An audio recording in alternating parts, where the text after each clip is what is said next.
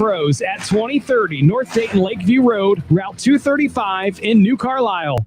Dutch Boy's new Platinum Plus paint with Stain Shield technology has the performance you expect from a luxury paint at a price you didn't. Platinum Plus is up to 50% more washable and stain resistant than a leading premium paint in satin sheen. Superiority ranges from 24 to 50% depending on sheen selected. Platinum Plus keeps your walls looking new longer. Menards and Dutch Boy paint have you covered. Go ahead, live your life.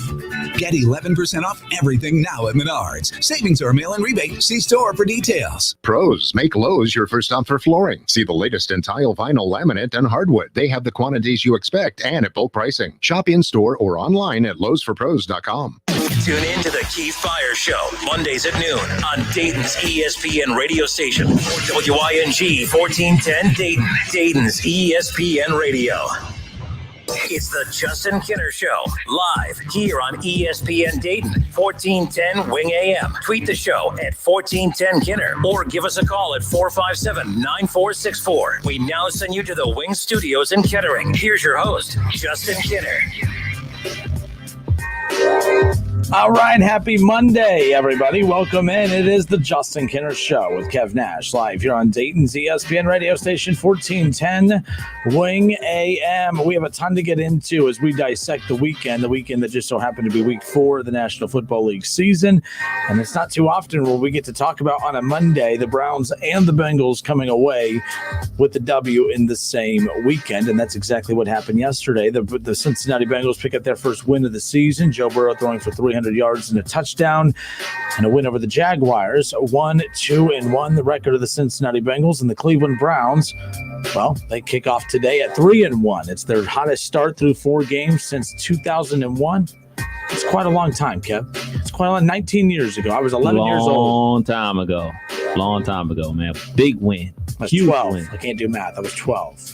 I was 12. Huge win for the Browns. It was absolutely huge. Very entertaining game, too. And to be honest, I really didn't know what to expect from that game. In fact, I think I know what led to the Browns getting a win over the weekend. It's because I picked them to lose. The Browns, more times than not, lose when I pick them to win, and when I pick them to lose, they win. So I should just pick against the Browns for the rest of the season, and I might get the results that we want. We're going to dive right into, of course, what we've learned from each division in the National Football League. We will also discuss everything that's going on in college football. Again, every week we get closer and closer to the return of the Ohio State Buckeyes in the Big Ten season, but we have another weekend of SEC, ACC, Big 12, a lot of good teams that don't look so hot right now, and we're going to get into that coming up around the corner. Earlier today, on the Keith Byers Show, Leroy Horde, former Browns running back with the Vikings and the Panthers as well. Of course, he joined the Keith Byers Show. They discussed the Browns and all the top headlines in the National Football League. They discussed Joe Burrow, so we'll also have that interview coming up for you around the corner. But let's open up. Browns-Bengals. Let's open up with the Bengals. Bengals have a huge weekend. I was very impressed with how they looked against the Jaguars. Now, let me just say that, yes, it is the Jaguars, but when you are two bad teams like the Jaguars and Bengals going head-to-head, someone has to win, someone has to lose, but the key to being a good team is by beating the bad teams. I don't think Cincinnati's a good football team, but I do believe they got a huge win over the weekend because they literally took that game from the Jaguars. It wasn't you watched two teams play. Like I watched the Colts and the Bears last night. That was brutal. Yeah. That was brutal. The Jaguars and Bengals, that wasn't a brutal game. That was actually a fun game to watch. Joe Burrow is fun to watch. Joe Mixon is quietly right now, when you look at the top 5 running backs in the NFL, at least from a statistical perspective, Kev, he's right up there. He's top 5. Had 150 yards on the ground yesterday, had 2 touchdowns right now. And look, this is what I was talking about, is relying on the legs of Joe Mixon in the run game and to balance it out, to not put it all on Joe Burrow. And it was a very well balanced game yesterday. And for one, I love the fact that AJ Green only had 1 reception on the night. But you look at the combined efforts between T. Higgins and, of course, Tyler Boyd. 170 plus combined yards between the two, over 11 catches between the two. You're starting to see and this is what I talked about when the Bengals first drafted Joe Burrow, is the fact that, and especially whenever they did sign Joe Mixon, the Bengals were in excellent shape, Kev, because they have their main core now moving forward. The offensive line is hopefully going to change over the next couple months, you would think, okay? You're going to improve that offensive line, but the one thing you have to feel good about, Bengals fans, is the fact that Joe Burrow, Joe Mixon, Tyler Boyd, T. Higgins, that's the core that you're going to have for the next 3 to 4 years. And that's the core right there that is already being, they're already on display, not always in a winning fashion, but that's not because of those guys. That's because of all the other deficiencies on this roster. But you got to see when this team is clicking, when they actually do protect Joe Burrow, that this offense actually looks like a real offense, and that's what it looked like yesterday. Absolutely. They could have scored more touchdowns. The tight end had one in his hands that he got it taken away by the Jacksonville linebacker. So the Bengals could have won this game by even more. It was very good to see Joe Mixon break some runs. Mm-hmm. He's been getting the carries, but he hasn't been able to pop any runs. He had a couple runs that he popped for over 20 yards, got him involved in the passing game as well. Joe looks good. He continues to look good. Swing passes out there in the flats to Joe Mixon, get him involved, more like you want. It necessarily isn't just strictly getting him involved by running the ball, but getting him more involved in the passing game as well. Those short throws that are basically runs as well. So I like to see their performance. And like you said, there's no mistake that Jacksonville isn't a good football team, but neither are the Bengals. So you got to win. And we talked about this on Friday, saying these are one of the games on the schedules that, as a fan perspective, you should win. Obviously they have the Browns again, they have the Ravens twice, the Steelers twice. In all actuality, your best bet out of all those, maybe win one, maybe get two of those games, and you'll be happy. But this is a game that all Bengals fans expected to win. They won. Joe continues to look good. I was impressed. All right, Bengals fans, 457-9464. We will go ahead and open up the phone lines for your immediate reaction. Again, a big win over the Jaguars over the weekend, as we talked about, 33-25. We are live on Facebook. It is the Justin Kinner Show with Kev Nash. Head to Facebook, search the Justin Kinner Show on Facebook. You can like and follow along there.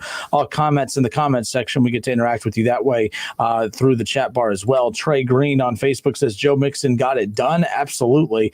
When you look at 25 carries, 151 yards, 2 touchdowns, that balance right there is really what the Bengals are going to have to rely on. Now, look, you talked about those matchups coming up with the Bengals. The only concerns you have to have moving forward is the fact that the Jaguars have one of the worst, pass rushes in the NFL. Mm-hmm. So the Bengals got to breathe a little bit. Joe Burrow got to breathe a little bit. It's going to be tough to breathe moving forward when you have still 2 with the Steelers, 2 with the Ravens and the Titans, and you have a lot of teams coming up that are going to put on a heavy pass rush. Yeah, that's not and people. I'm bringing that up because we've seen that, hey, when you have a team that's not constantly putting pressure on Joe Burrow, what he's able to do. I have to say, he does not look like a rookie quarterback. I keep hearing people say that, and I roll my eyes, but I'm watching him yesterday. He doesn't have happy feet. Right. Even as much as he's been hit already. People keep saying, he's going to keep getting hit, and he's going to get happy feet, and then he's going to lose some of his fundamentals and mechanics. He's been hit more than anyone in the NFL this year coming into that game yesterday, and he didn't have happy feet. He didn't look like a guy that has, constantly looking over his shoulder. He's going to have to learn how to do that at some point, right? Especially with these teams coming up on this schedule. But at the same time, I really do think that this kid, he doesn't look like a rookie. He is very poised in that pocket, and the Bengals better figure out a way to protect him. People talking about Redmond yesterday and the job that they did. I'm not going to give that offensive line any credit when you go up against the Jaguars. He only got hit once yesterday. That's great.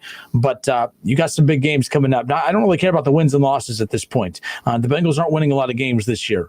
I just care about them continuing to allow Burrow to grow from week to week and not get injured and have a season-ending injury. I want to see him play in every game moving forward and continue to get better. And that's the one thing I do love about Burrow. Every week, he's taking a step forward, taking a step forward, taking a step forward. Then he gets knocked backwards on his ass. Then he gets back up and takes a few more steps forward. That's how tough the kid's been already to start the season. It's a tough 4-game stretch for the Bengals at Baltimore, at the Colts, who have the best defense in the league, stat-wise. Then the rivalry game against the Browns, and then Tennessee. That's a tough 4-game stretch. How many wins do you think they can get out of that 4-game stretch? None. Not on one? The Colts, maybe, because I don't like the Colts offense, but then the Bengals defense is horrible. But, yesterday the defense wasn't the worst. Jacksonville, they got stops when they needed. They gave it 25, but whatever. We've seen Jacksonville put up some points in a hurry throughout the season or whatever. Defense is horrible across the board. When I say, the Bengals defense is bad, it's for one, because it is, but I saw a stat coming into yesterday. I was waiting for the Browns and the Cowboys game to start, and it said that, through 3 weeks, this is the most yards come out across the board, across the NFL. This is the most combined yards, the most touchdowns, and the most points given up in the first 3 weeks of the season. So when I say the Bengals defense is bad, everyone else is bad too right now. There's a lot of bad defensive teams in the NFL. Now, some of that is because of no preseason. Everything has been strange and not a lot of timing in the offseason. So who knows? But teams we're a month in. We're going to do our what did we learn this week. We're going to be doing that coming up in a minute. One thing I'm going to focus on there is just our teams getting better. Who looks better after yesterday's week 4 matchups versus how they looked in week 1.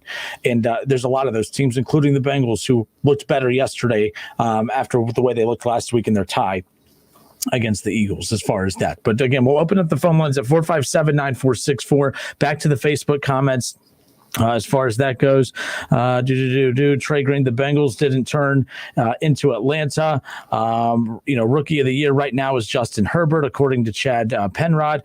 I mean, maybe I think that as long as the Chargers are going to be winning more games, and if Justin Herbert continues to put up more stats, this close, they were this close to getting that win. And I think that the Justin Herbert, assuming both guys play the rest of the way, Joe Burrow and Justin Herbert might edge out Joe Burrow for that, mainly just because he's going to have more of a chance to put up more, better stats with it. I mean, it's a better team. I think he's going to benefit from a better team. I think Joe will put up better stats, but I think the Chargers will have more wins because the Chargers defense is that good. And especially if they're hanging around that last playoff spot and they're able to get Derwin James back in that secondary as well. I mean, they already got Ingram. They got, obviously, Bosa.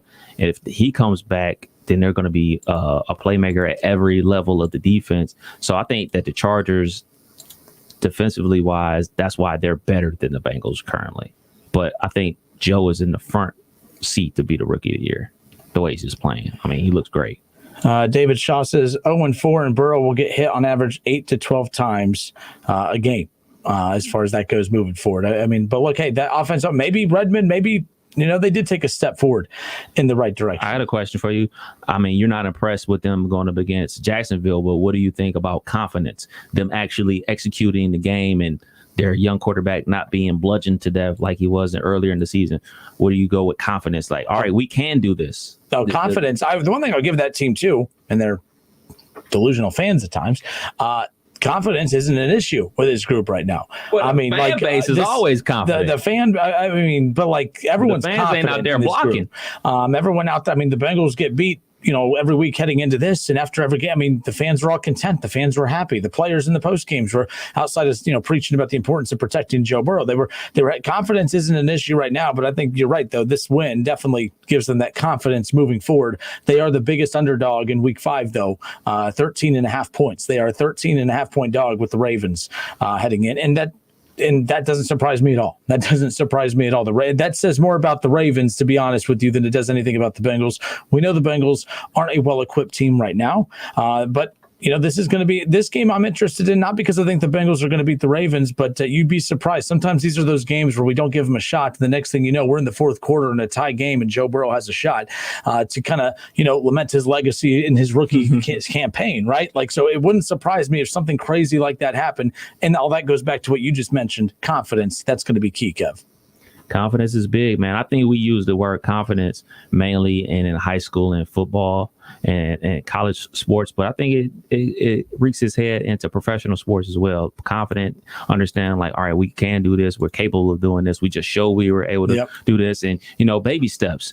I know you were a person that said like you think they should be able to get 8 wins. I was more on the 4 or 5 win mark, but it's baby steps. All right. Last week you tied. This week you got to win. So it's time to build on that. So I think they can build on that. We talked about the next 4-game stretch.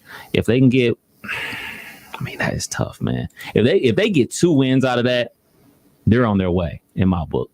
2 of those wins, I don't think is going to happen. I think 1 win is more likely than not. But all right, what's more likely, 1 win or 0 wins? 0 wins.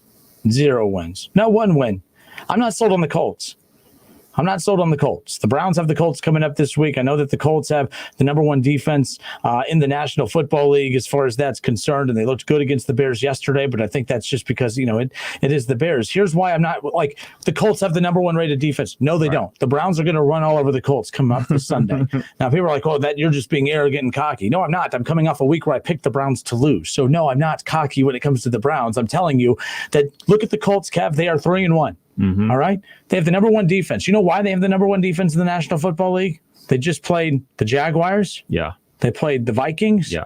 They played the Jets, and they played the Bears. That's why they have the number 1 rated defense in the National Football League. And you know what? They have the Browns coming up. They have the Bengals. I mean, their defense is going to continue to look top-notch moving forward because you do have the Bengals in 2 weeks. And let's be clear, the Bengals, from a win perspective, aren't going to look sexy. But even with Joe Burrow getting his ass handed to him, he's still putting up numbers. Yeah. I don't like the fact that how much he throws, and they did wind that back a little bit, but I think the game, again, they had a lead. You're running the ball more. I think that presented an opportunity to maybe not use his arm as much.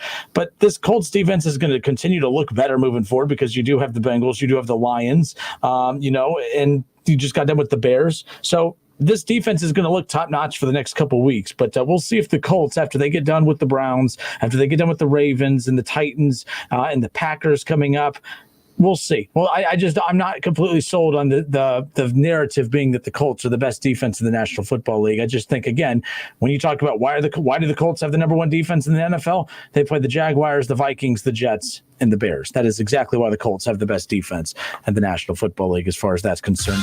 David Shaw says the Colts will beat the Bengals by double digits. As far as that's concerned, interesting as far as that, it's going to be – I'm just not sold on the Colts defense. So when Kev asked me about the Bengals' ability to potentially get a win coming up, I think that they definitely could be – I think that it will be a lot closer against the Colts. I think it'll come down to the very end against the Colts. And I am picking it now. If there's a team that the Bengals could beat in the next 4, it is the Colts, in my opinion. 457-9464. Let's go to Chris. Chris, what's up, man? How are you? Hey, how you guys doing? Good. Hey, I'm a Bengals fan. I'm excited. Burrow got that first one and kind of got that monkey off his back. But, the Jaguars are a team that's been depleted.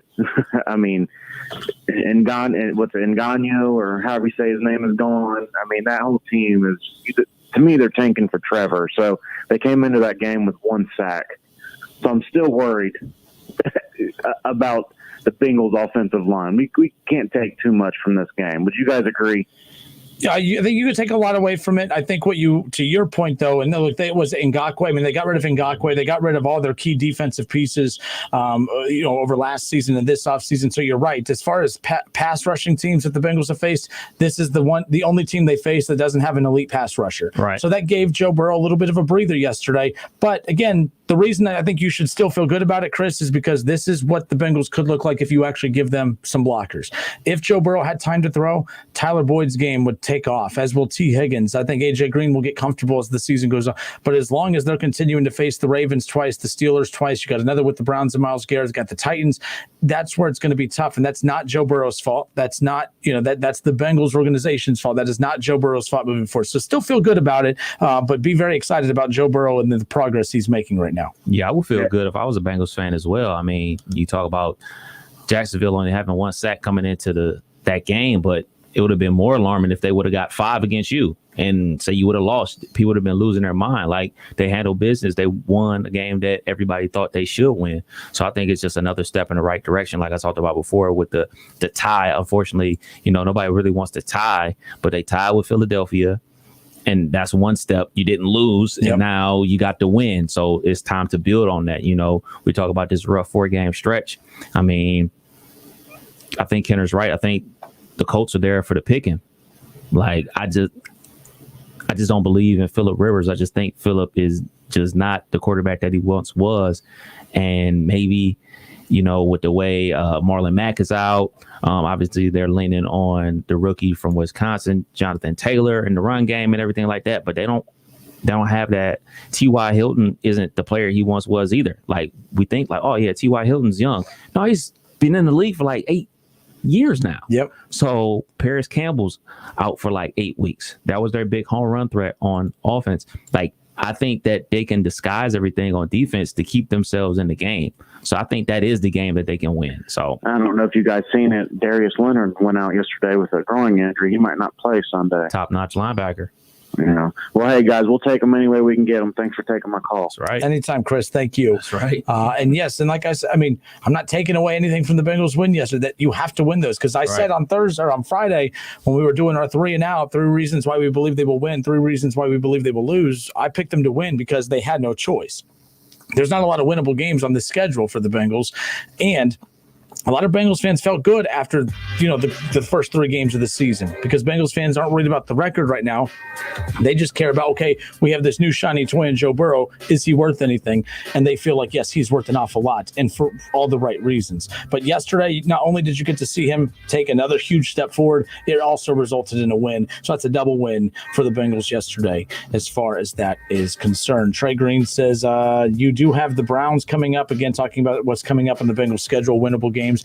You do have the Browns who played the defenseless Cowboys, and I've seen Trey's comments throughout this feed here, just taking shots. I've been very nice to your Bengals. You're taking shots at the Browns. I think what this is, it's a little saltiness. You got your win yesterday, but all everyone was talking about is how the Browns have pretty much planted themselves as one of the top teams in the National Football League, and you're starting to not be able to handle it. Just relax. Just calm down. It'll be okay, because right now I feel good about the Browns, but they have a lot of deficiencies as well that's going to catch up with them in the long run. And for once, Kevin and I disagree.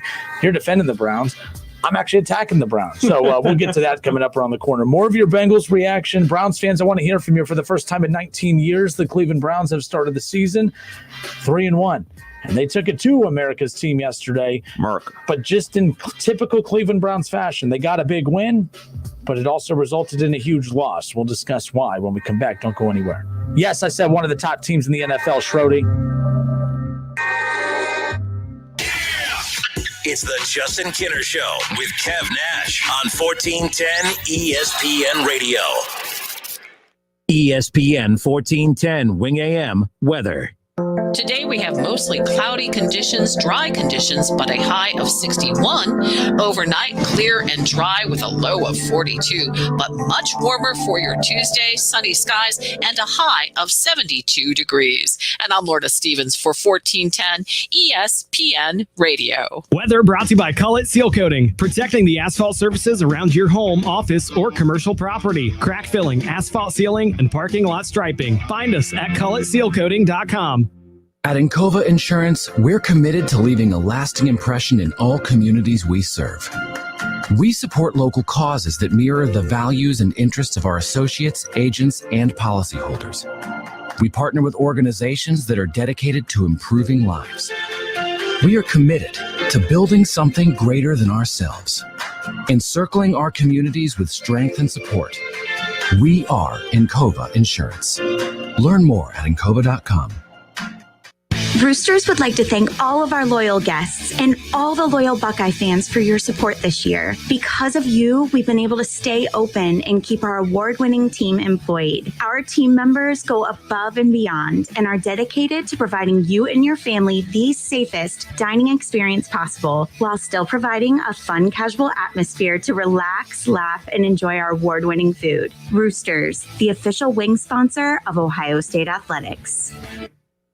It's time for some straight talk. You know what covering your bases is in baseball, right? Making sure you have no holes in your defense. Well, that's the kind of coverage you get with Straight Talk Wireless. And you'll pay up to 50% less than big carriers and still use their same networks. Just $45 a month gets you the unlimited plan with 25 gigs of high-speed data and 2G. No contract, no mystery fees. Fully covering your bases for 50% less. Straight Talk Wireless, only at Walmart. Savings may vary. See terms and conditions at straighttalk.com.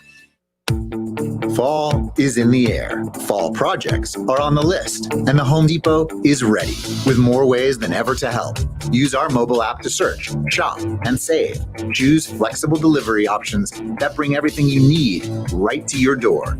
And if you need tools for a project, but not forever, you can rent them. You won't find a better toolbox anywhere else. Take on fall and fall projects now at the Home Depot. How doers get more done. Mom, I think this doll I found in the attic is cursed. No, its eyes are just very lifelike. Then why does its head keep spinning? Be my friend forever. Oh, that is scary. You know what's really scary? Missing out on Geico's easy-to-use mobile app. You can manage your Geico policy whenever, wherever. Let's play with another doll. Or we can just bury it deep in the ground. Happy Geico-ween. Download the industry-leading Geico app today. It's time for Straight Talk Just like football, you want the best coverage with your wireless network without your wallet taking a hit? Straight Talk Wireless gives you the same nationwide coverage as the big carriers, America's best networks, for up to 50% less. Just $45 a month for 25 gigs of high-speed data than 2G with an unlimited plan. No contract, no mystery fees. Don't get sidelined by weak protection. Get Straight Talk Wireless. Savings may vary. See terms and conditions at straighttalk.com. Ohio, wake up to what our lawmakers are up to. Bribery indictment of the former House Speaker, the majority cutting funds for schools and healthcare during the pandemic, huge tax breaks for millionaires while ignoring medical experts, and how COVID-19 impacts our jobs, health, schools, and local businesses. It's time for a change. I will fight for hardworking families. My name is Erin Rosiello, candidate for State House District 62 in Warren County, and I approve this message. Paid for by Erin Rosiello, at your service.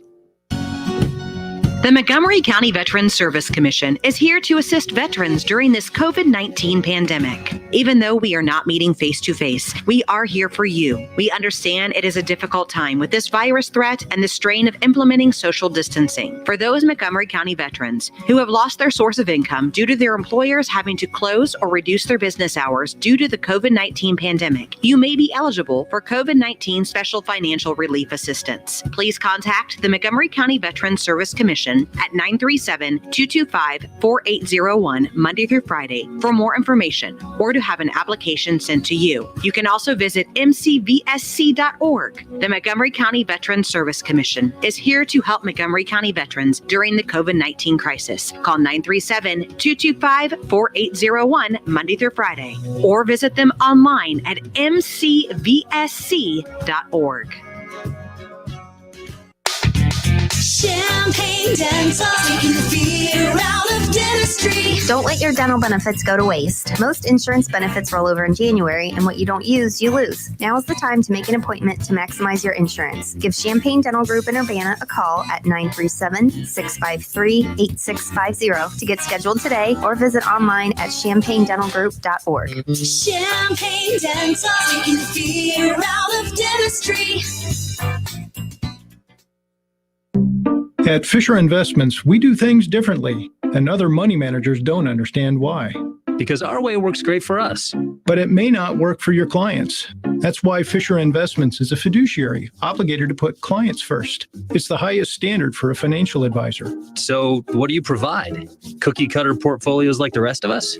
No cookie cutter portfolios here. Fisher Investments tailors portfolios to meet each client's goals and needs. But you do sell investments that earn you high commissions, right? And make commissions when you make trades for your clients? No, Fisher Investments doesn't sell any commission investment products, and we never earn commissions on trades. So what's in it for you? Fisher Investments fees are structured so we do better when our clients do better. When it comes to helping clients achieve a comfortable retirement, we're clearly different. Visit FisherInvestments.com to find out why investors like you switch to us. Fisher Investments, clearly different money management. Investments in securities involve the risk of loss. Pros, make Lowe's your first stop for flooring. See the latest in tile, vinyl, laminate, and hardwood. They have the quantities you expect and at bulk pricing. Shop in-store or online at lowesforpros.com.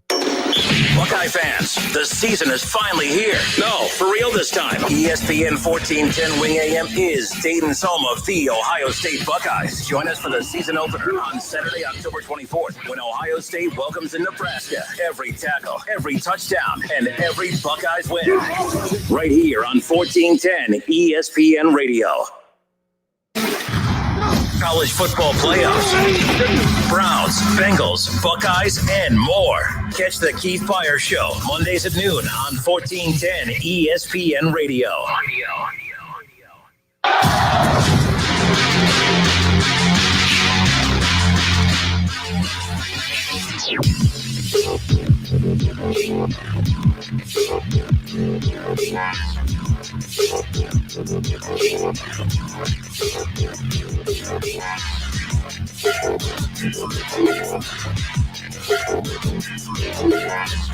Justin Kinner, Kev Nash, back with you here on a Monday. I hope all of you had a great weekend. It is the Justin Kinner Show. Listen, stream, and now watch. You can listen at 1410 Wing AM. Stream the show at wingam.com. And you can, of course, watch the show live. We are on Facebook and YouTube. Search the ESPN Dayton YouTube channel. Like and subscribe that on YouTube. And then search the Justin Kinner Show on Facebook and like and watch and follow along weekdays from 3 to 6 and be a part of the conversation that way. For those of you who can't call, we've had a ton of fun just kind of shifting this towards the social media side of things too. Like with everyone at work, not everyone can pick up the phone and call, so we interact with you this way. All your comments in the comments section will be pulled in. Schrody did not like when I said the Browns are one of the top teams in the NFL. He goes on to say, of course, that let's calm down here, maybe top 15. Hey, as of right now, 4 weeks in, the Browns are one of the top teams in the National Football League. You can't say that that's not true. Now, they are, Kevin, they're doing it. And it's not to my liking, and I don't know why. Goodness, man. I don't know why. It's because, by the way, the run game, you can't argue that. The defense is like deceiving. I think that the defense is trash, but I found these stats interesting because, and David Shaw, I see your, I'm going to get to your thing in a minute, but the Browns PR staff tweeted, Dan Murphy is part of the Browns PR staff. It says that the Browns are currently, first in takeaways. They forced 10 turnovers, they forced 7 fumbles, and they also lead the NFL in, of course, 40, points off turnovers and 45 points, and then also have a +6 turnover margin.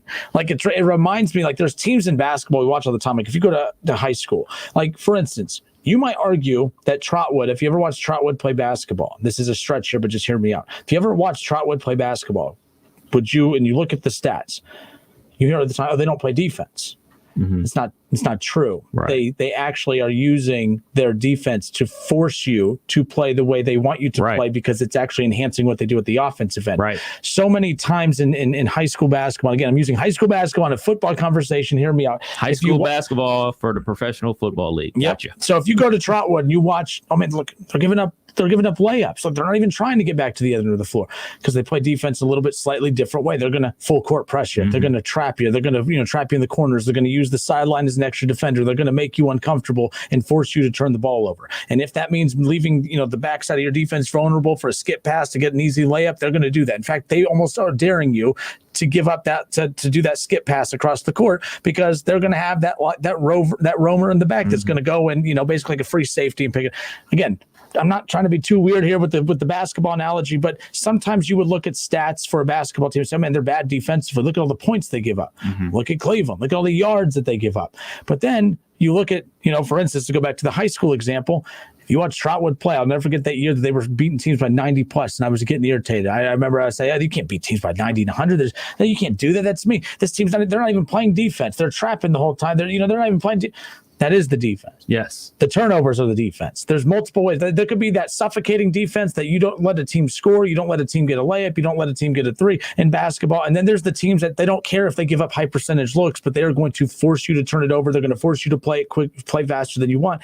And that's what the Browns remind me of to a certain extent. I used a local example here, okay? Local. I'm trying to localize it. Live and using a local example. That's what the Browns defense does. They're ugly. It's hideous. I literally want to throw my phone watching them play defense. But then I pulled these stats up and I'm like, you got to be – you're right. They are a turnover machine. They force turnovers like you would not believe, and they're well coached too. The secondary, as beat up as they are, watch every time that they defend a pass.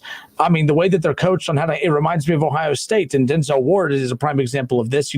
People don't like the way Ohio State approaches their secondary sometimes, even though they're the best in college football. Sometimes they turn their back to the pass because they're just reading the eyes of the wide receiver, and then when the eyes of the receiver light up, that's when they're putting their hands up and trying to swat and deflect. Yeah. That's what the Browns are doing. It's not pretty. It's ugly. They're not even healthy at the moment, by the way. Every week, half their starters on defense are out, and especially their secondary. Denzel Ward, he's questionable almost every week. Delpit, they get him a rookie. They draft him. They can't even play him. He's out for the year. So the Browns defense reminds me of what I was just talking about from the basketball example.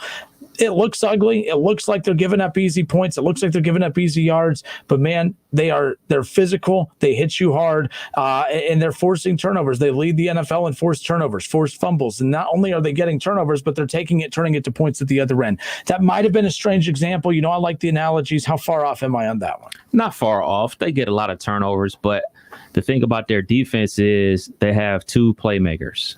One is Denzel Ward and the other one is Myles Garrett. And you can get away with playing defense like that. They can win a lot of games playing defense the way they are because, like we talked about earlier, there's only really 3 teams in the league playing good defense right now. Normally, early in the season, we hear that old cliche line that the defense is ahead of the offense. Well, that's vice versa this year. The offense is way ahead of the defenses out there in the National Football League. Maybe it'll settle down further and further. We get into the season and guys get more comfortable. And we already know that most of the rules in NFL is set up for the offenses to have success. And I mean, you look at the teams that the Browns have already played. I mean, they played the number 1 offense in the league with the Cowboys, who put up a ton of points. They played the MVP with the Ravens opening week. So you're going to give up points. That's how the league is. You're going to give up points and you give up yards. But the thing that I really want to talk about with the Browns is there's 6 players on the team that deserve a perfect grade. I know this is the NFL and we don't give out Buckeye leaves on helmets, but every offensive lineman on the Browns little team. Turd emojis? Yeah. He'll get that. But the Browns offensive line, everybody on there should get a dog bone on their helmet. Outstanding. Everybody on that offensive line played outstanding football, opening up holes. I mean, I know Nick Chubb got nicked up, but they got a dude that was bagging groceries, put up 90-something yards as well. So the offensive line was outstanding. Baker had a lot of time to throw. And the other 5-star guy, OBJ. I know I'm the guy on here that talks about OBJ. Do it. Dropping passes. That's you applauding him. Today, for sure. Fair enough. For sure. You got to give credit when credit is due. OBJ touched the ball 7 times, scored 3 touchdowns. That's maximizing. That is insane. That is insane. Also, so we just look at the touchdowns or look at the catches. He had 5 catches for 82 yards, 2 touchdowns. The other 3 catches were for first downs. That is maximizing your opportunities. That's not dropping the ball. That's making a play. I mean, we could talk about the Cowboys. For some strange reason, you squib kick with 3 minutes to go in the game. That was pretty dumb. And that set them up to do that reverse. And once he beat DeMarcus Lawrence to the corner, I said touchdown because they flowed everybody and they had it perfectly set up by the offensive line. The offensive line are the stars of the Browns. I know it's not a sexy thing for people to be like, nobody's about to go out there and buy number 78 jerseys. They want to get the 13s. They want to get the 6s. They want to get the Nick Chubb jersey. But the true MVP of this team is the 5 guys on the offensive line. They were outstanding. You got to give credit to that offensive line. That's the way their team's going to win games. I know you want to throw it all around the park. You want him to be putting up Patrick Mahomes numbers and it to look sexy. But what looks sexy? W's. And the reason they're getting W's is because of that offensive line. From a QBR perspective, from a touchdowns perspective, from an efficiency perspective, Baker Mayfield's a top 10 quarterback, and that drives people up the wall.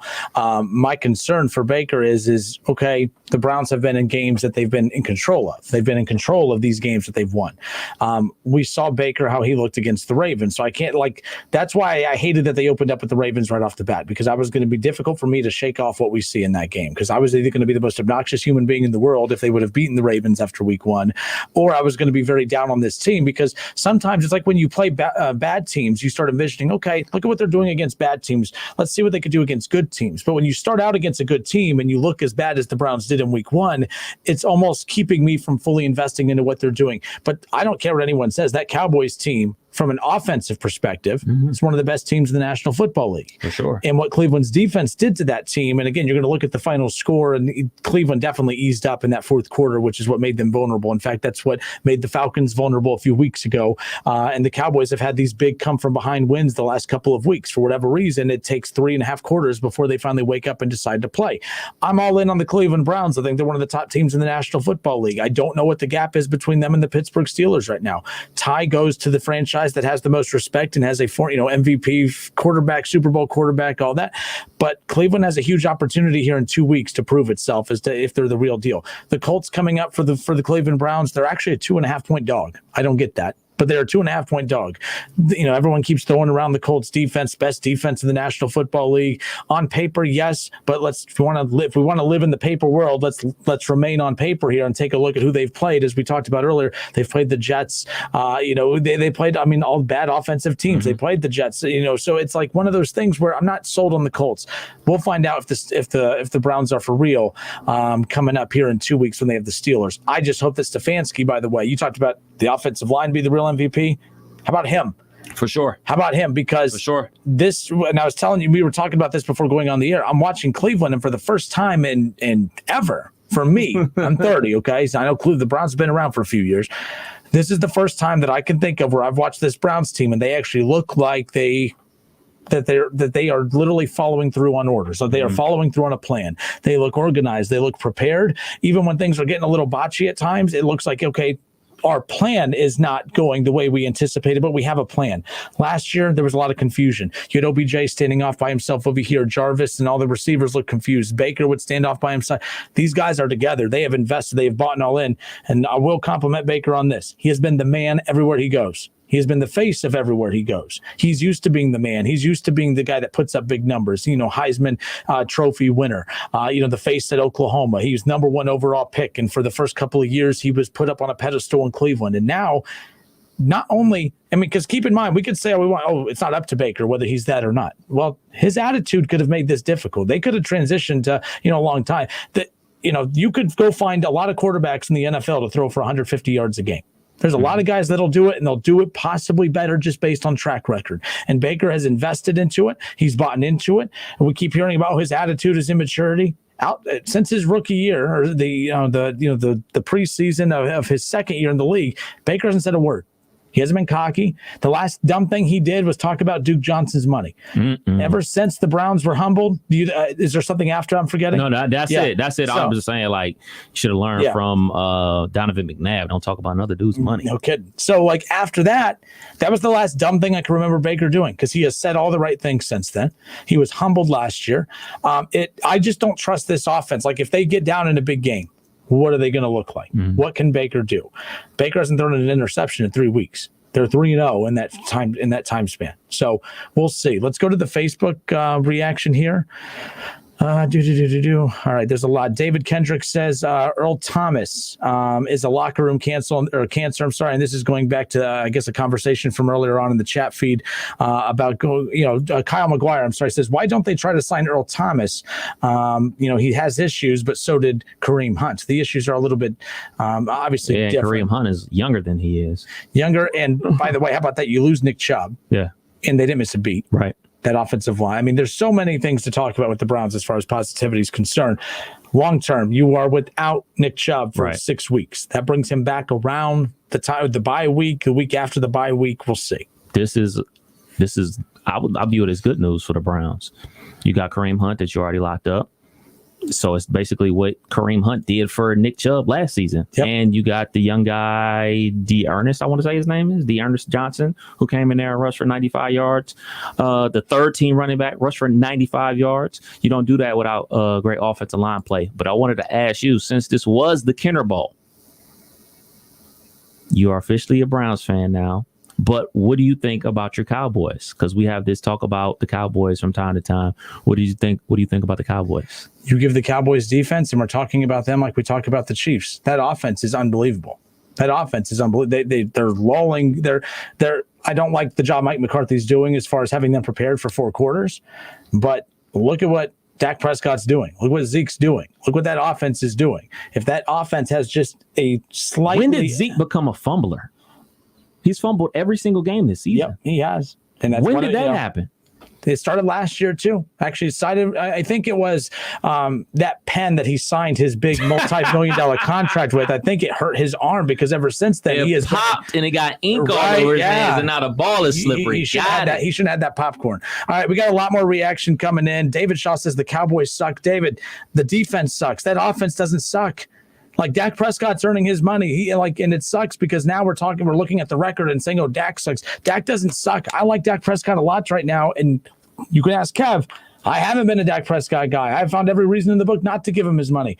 If this team has even average defense, like we're talking about Dallas the way we talk about the Ravens and the Kansas City Chiefs. I mean, the Cowboys are the ones that need Earl Thomas. I mean, I would love Cleveland to get Earl Thomas, but how the Cowboys haven't moved forward with Earl Thomas is beyond me. That's the play for them. I think that's the play. He'll bring some type of energy to the team and some type of, for lack of a better word, some intimidation factor. I mean, you look at that reverse pass that the Browns opened up the scoring with. He danced with Baker. The DN danced with Baker. If you go watch that highlight, he doesn't crack. That's an opportunity to crack the quarterback. Those are very few opportunities that defensive players have to hit the quarterback and without getting a penalty. He could have blew him up. He just danced with him, and Landry threw a bomb and hit OBJ for the touchdown. Put some type of this is a wide receiver throwing a ball. Put some type of pressure on him, and maybe he throws a bad pass. But no, you as a DN, you just stand there in front of the quarterback who is 5'11" and don't hit him with a chance, a free shot to hit him. I mean, kudos to Baker for standing there like, all right, I'm gonna dance with you. You don't want to hit me? Cool. I'll let my dude throw a touchdown. The Cowboys in trouble, man. Cowboys in trouble. And it's interesting, too, because I'm looking at this, the Dallas Cowboys, right now they are top 5 in touchdowns through the air. All right, offensively, top 5 in touchdowns. They lead the league in passing yards. Like that. So David, again, he says, where'd it go? David says that the offense doesn't move the ball when they face a decent defense. They lead the NFL in pretty much every offensive statistical category right now. And by the way, when you asked when did Zeke become a fumbler, David did make a good point. When he got fat. When he got fat, as far as that is concerned. All right, one more comment on Facebook real quick. Where'd it go? Oh, David says Hunt was not an issue in the locker room at Kansas City. Earl Thomas is a head case, and adding him to a young team is a bad move, in my opinion. Well, a lot of people said the same thing about OBJ, and sometimes it's about the culture that you're coming into. Normally, I wouldn't put I wouldn't put a positive spin on Browns culture, but right now they're winning. They're buying into Kevin Stefanski's system, and on the field and off. You have a lot of egos on that team that are buying in. You know what I mean? Like they're buying in. That's Kevin Stefanski. And that's great. Huge. That's great coaching right there. You get a player like OBJ who people like us or people like me in the media think like, his attitude, his bravado kind of tilters teams. How you stop that? You get him the ball early. You get him involved early. And he's been doing that, especially in this game. You got him involved. Not only you got him involved early, you got him involved early with a touchdown pass from his best friend. Like if you that just got to put a smile on your face if you're a Browns waving at fan. The camera. Saying hi to his mom. Then in a crucial moment in the game, he's call a reverse to him and he delivers. So like we talked about with the Bengals, you build on confidence. Like now that OBJ is seeing like, all right, they're going to give me chances to make plays. That's going to make him block harder in the run game because he knows like, all right, when we get inside of 5, if they got me singled up, I'm going to beat him for a slant for a touchdown. I'll block all day if I'm going to get the touchdowns. Like these are things that great coaches do, and Stefanski's doing a great job coaching and handling these egos. So I got to give the Browns a lot of credit for that, man. All right, folks, it's the Justin Kinner Show with Kev Nash live here on Dayton's ESPN radio station. Listen, stream, and watch. Head to Facebook, search the Justin Kinner Show, like, and follow along. We're going to get your phone calls. There's a couple guys on hold we're going to get to when we come back. David Shaw says Cowboys are 8-8 at best. And Dave, they're probably winning that division by 4 games if that's the point. Eagles got to win yesterday. Yeah. We'll be back. Surprise.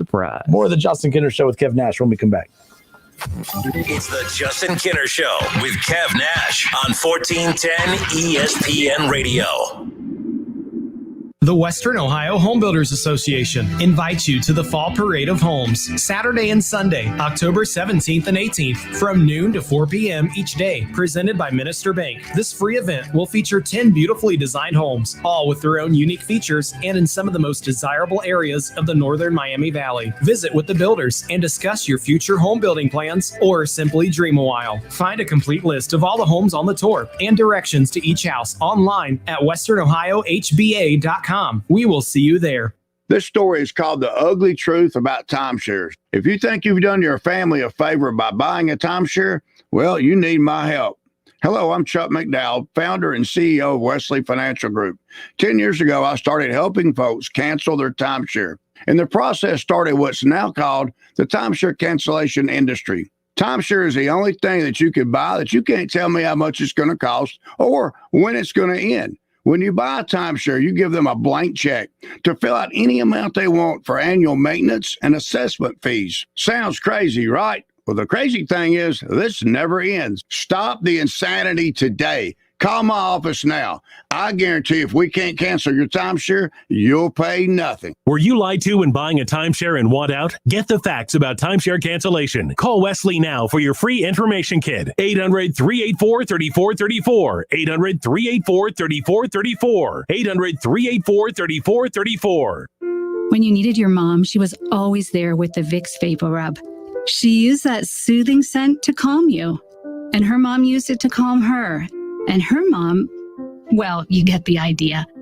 Vicks Vapor Rub's always been there. It always made you feel better. And today, it still does. Bring back those childhood memories with the comfort and care only Vicks Vapor Rub can bring. Vicks Vapor Rub, family tradition for a reason. Morning. How'd you get in my house, B? Through the air conditioning vent. It's dark in there. Go away. How about some Honey Nut Cheerios? Cheerios. Do I look like a child to you? Honey Nut Cheerios are tasty and can help lower cholesterol as part of a heart-healthy diet. Did you just No. I'm pretty sure I heard a It was my dryer. You might want to get that thing checked out. Have a change of heart. Honey Nut Cheerios. Learn more about Honey Nut Cheerios by picking up a box at your local store. It's time for some straight talk. You know what covering your bases in baseball, right? Making sure you have no holes in your defense. Well, that's the kind of coverage you get with Straight Talk Wireless. And you'll pay up to 50% less than big carriers and still use their same networks. Just $45 a month gets you the unlimited plan with 25 gigs of high-speed data and 2G. No contract, no mystery fees. Fully covering your bases for 50% less. Straight Talk Wireless, only at Walmart. Savings may vary. See terms and conditions at straighttalk.com. I saved big money with the Progressive Home and Auto Bundle, so I finally bought that new set of golf clubs. Watch out, Fairway. Here I come. This is not a real testimonial. Sure, customers can save big with Progressive, but your other expenses won't just disappear. Are those clubs going to help you when the hot water heater dies? Also, it sounds like your money is better spent on golf lessons. Time to go shoot the course record. No, but maybe time for a reality check. Progressive Casualty Insurance Company and Affiliates. If you need new roofing, siding, or gutters, skylights, or patio enclosures, if you're a homeowner or business and need someone you can trust, don't take a chance. Enhance with Lance. Lance Roofing and Siding in Fairborn has been satisfying customers since 1993 and hold an A+ rating with the Better Business Bureau. Lance Roofing and Siding, 8460 Dayton Springfield Road in Fairborn. Call for a free estimate at 864-2722. That's 864-2722 or online at lanceroofing.com.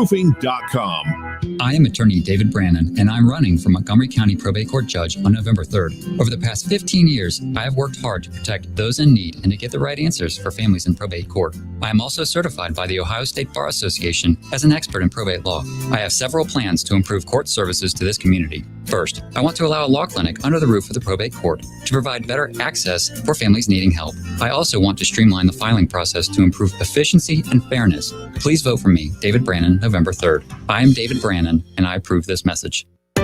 Procter & Gamble, the company behind some of your favorite brands like Tide, Charmin, and Pampers, is now hiring entry-level technicians at the Dayton Distribution Center. P&G is offering a competitive pay rate for 8 and 12-hour rotating shifts plus an additional shift incentive.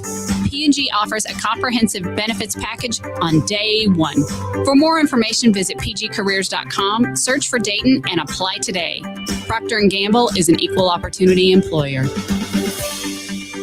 Fall is all about feel-good food and family. This fall, get a home-style meal on the go that everyone will love. Stop by Lee's Famous Recipe Chicken for a 12-piece spicy bonus box for only $23.99. Home-style can happen anywhere with 12 mixed pieces of Lee's Spicy Classic Chicken, a large mashed potatoes and gravy, and a large coleslaw, all at a great price. Get a home-style meal made easy with our 12-piece spicy bonus box for only $23.99. Only at Lee's, famous for chicken. Cleveland State women's basketball coach Chris Kilsmeyer, COVID survivor. I was fatigued, just like every other basketball coach in March, but didn't think about getting sick. I woke up one night with the worst pains and chills I'd ever experienced. I tested positive for coronavirus and immediately self-quarantined. I got worse and worse and checked into the hospital. Multiple times I said, I don't want to die. We know what works. We know how to fight this, but it's going to take all of us doing the right thing every single day. Sponsored by the Ohio Hospital Association. Pros, make Lowe's your first stop for flooring. See the latest in tile, vinyl, laminate, and hardwood. They have the quantities you expect and at bulk pricing. Shop in-store or online at lowesforpros.com. NFL fans, the season is finally here. Get your picks submitted at wingam.com. Click on contest and enter the Pro Football Challenge. Weekly winners will win $20 in Frickers Fun Bucks. Get to wingam.com and get your NFL picks submitted now. Incredible! Good luck. On Twitter, make sure to give us a follow. Search 1410 Kinner for Justin Kinner on Twitter. That's 1410 KINNER. And ESPN Dayton for the station Twitter handle. Justin Kinner, Kev Nash, back with you here on a Monday. I hope all of you had a great weekend, and I know a lot of you guys did. I mean, there's not really many Mondays where we've been able to come here and crack this mic and talk about the Browns and the Cincinnati Bengals coming away with the W in the same weekend. The only thing that could have made it better is had Ohio State been playing on Saturday, and they came away with a W as well, which that's always a given. That's always a given. Hey, I don't take it for granted. A lot of interesting. I mean, look, the overreaction. We talk about overreaction Mondays in the NFL. How about college football? All of a sudden, Lincoln Riley doesn't know how to coach. People are all over Lincoln Riley. I'm like, holy smoke! So you're going to keep that same energy if the Buckeyes stub their toe? Are we? I saw legit Buckeye writers for the the actual the blogger people saying, "Oh, I thought Lincoln Riley was one of the best young coaches in college football." He is. That's what this is, man. Everything's come so week to week. Everything in sports is week to week. It doesn't matter what you did in your past. Doesn't matter what type of schedule you have coming up in the future. Everybody sucks if they stub their toe. Like everybody's just open arms, man, from week to week, man. It is very strange times we're dealing with in sports, man. People need to look at the big picture, the overall situation. Yeah, they lost 2 in a row. Not looking good. Not looking good. They're not looking good at all. It's a testament to the teams that are going to make it through this season and make it to the college football playoff, because there wasn't any spring ball. There wasn't any vetting process in 707 drills. There was nothing. They were just like, all right, go home in March, show back up in August, practice, game. And I mean, it's kudos to the teams that are undefeated, but keep that same energy when your team kicks off, because there's a possibility that your team may look bad, but it's also a possibility your team could look great. And hopefully the team that we root for looks great. Absolutely. I mean, look, Kyle McGuire, by the way, says Lincoln Riley will be in the NFL soon. I thought Lincoln Riley, if there was a time for him to jump to the NFL, it would have been this past offseason, not because they got beat down in the college football playoff. It was mainly because I thought his stock was going to be at an all-time high. I think outside of winning a national championship, I don't know if Lincoln Riley's stock will be any higher, because you were coming off of 3 straight seasons where you had 2 Heisman winning quarterbacks, and you had, of course, Jalen Hurts as a finalist. You were in the playoff every single year. So like his stock was at an all-time high. The Cowboys wanted him. I'm very surprised that he did not make that leap, because I thought that had he left at that time, he would have left college with the resume that would have been so attractive that had he gone to the NFL and failed, he would have been welcomed back with open arms, that college football programs would have been lining up out the door to acquire his services when he was ready to go back to college if the NFL didn't work out. That's why I don't fault Nick Saban for taking a shot in the NFL. Right. He had already proven himself to be one of the top head coaches in college football. He tried the NFL. He knew, hey, if I have success there, great, I'll stay there. And if it doesn't work out, I'll be able to get any job I want coming back. And I think he did pretty good for himself coming back out of the NFL. You look at Pete Carroll with the Seahawks. If the Seahawks don't go to back-to-back Super Bowls, if the Seahawks don't draft Russell Wilson, if the Seahawks don't, make a couple decisions here and there that turn the fortunes of that franchise around, Pete Carroll, even with his shadiness and all, he would have been welcomed back into college football with open arms, as far as I'm concerned. And let's not forget, Pete Carroll was not a good coach's first tenure in the NFL with the Jets. And then he blew up everything that happened at USC, and they won a lot of games, a lot of national championships, and parlayed that into NFL career, and they're balling right now. All right, what a weekend it was. Justin Kinner, Kev Nash with you here on a Monday. Just a reminder, we're going to announce after tonight our Frickers Pro Football Pick'em Challenge. Hopefully you got your weekly picks submitted yesterday. It was my best week. And I changed my pick at the end, Kev. You know how on Friday I picked the Cowboys to beat the Browns. At the last minute, I went in and changed the Browns to the Cowboys. So that did help me. Look at you. We have a couple more games tonight. How about that? The Chiefs and the Patriots game, one of the most anticipated games of week 4, ended up getting moved. Yeah. You texted me on Saturday, and I was like, you got to be kidding me. And luckily, they moved a couple pieces around. They'll play tonight. It won't be the matchup that we fully anticipated because no Cam Newton. Right. But weirder things have happened. Yeah, I mean, they traveled today from New England to Kansas City. Multiple planes, buses, and everything like that. It's a strange time we're living in, and they're trying to make this happen. They're trying to make this NFL season happen. But I think they'll be fine. Baseball, we literally thought they weren't going to make it into the first weekend, and here we are already in the second round of the Major League Baseball. Baseball's still going on? Except not for the Reds. It was over before it started for them. I gave up on Wednesday. All right, folks. Hour 1 in the books. Hour 2 coming up. We talked Browns. We talked Bengals. I want to get back into a little bit more of the Bengals side of things, too, because let's discuss what did we learn from week 4 of the National Football League season. Sure, there's still 2 games tonight, but NFL Sunday yesterday was very entertaining. What have we learned? We are a month into the NFL season, Kev. What have we learned about each division in the National Football League? We'll get to that. Plus, we have the conversation between Keith Byers and Leroy Horde, former Browns running back, from his show earlier today. Great stuff there as they dissected the Browns' success here early on, as well as the success of Joe Burrow. That's all coming up. Hour 2 next.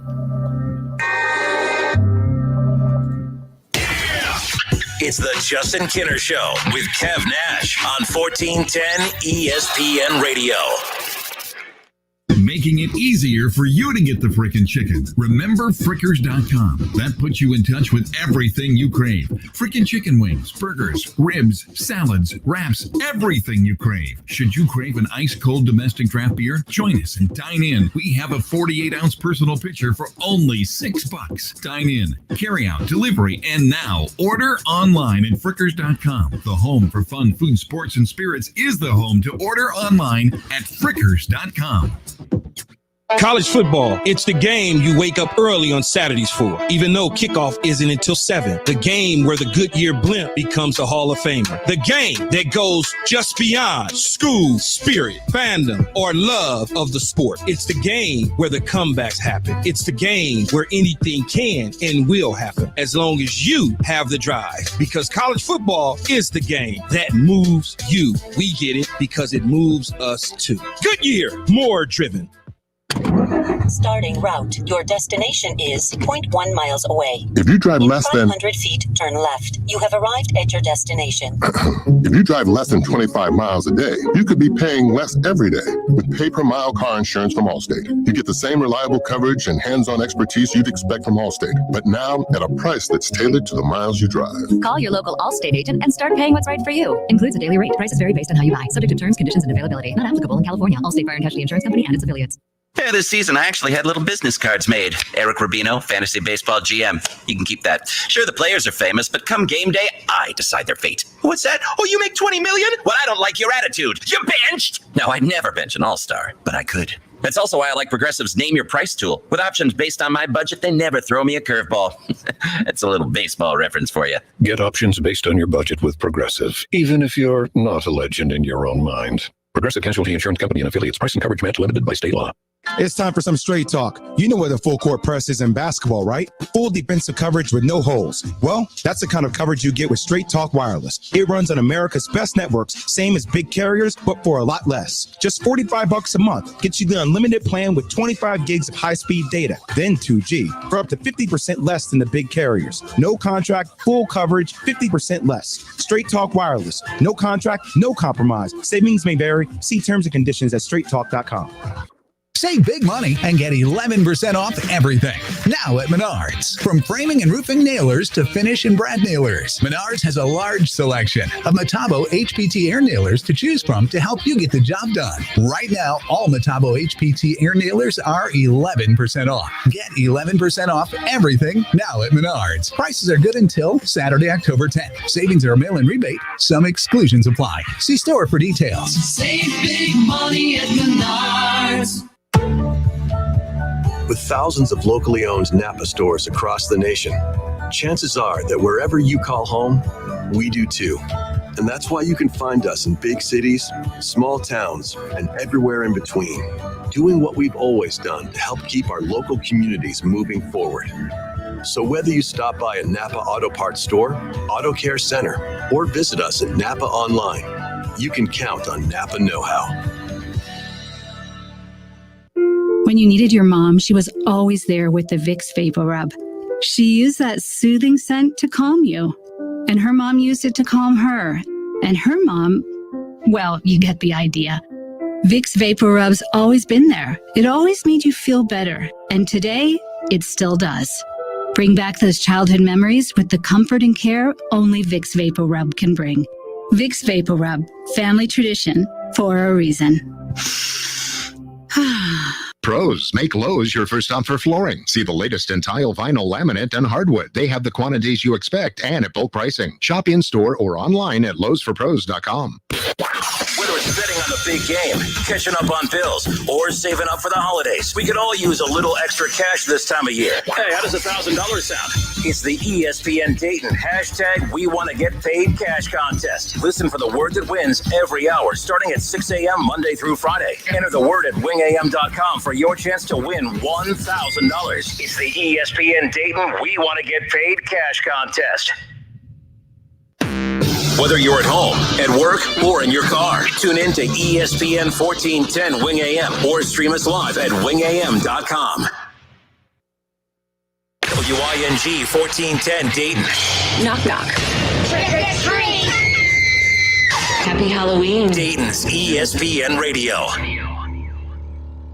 It's the Justin Kinner Show, live here on ESPN Dayton, 1410 Wing AM. Tweet the show at 1410 Kinner or give us a call at 457-9464. We now send you to the Wing Studios in Kettering. Here's your host, Justin Kinner.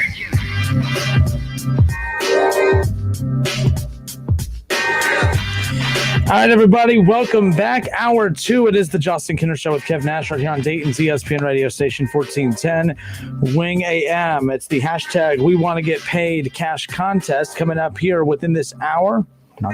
Not just quite yet. Coming up shortly.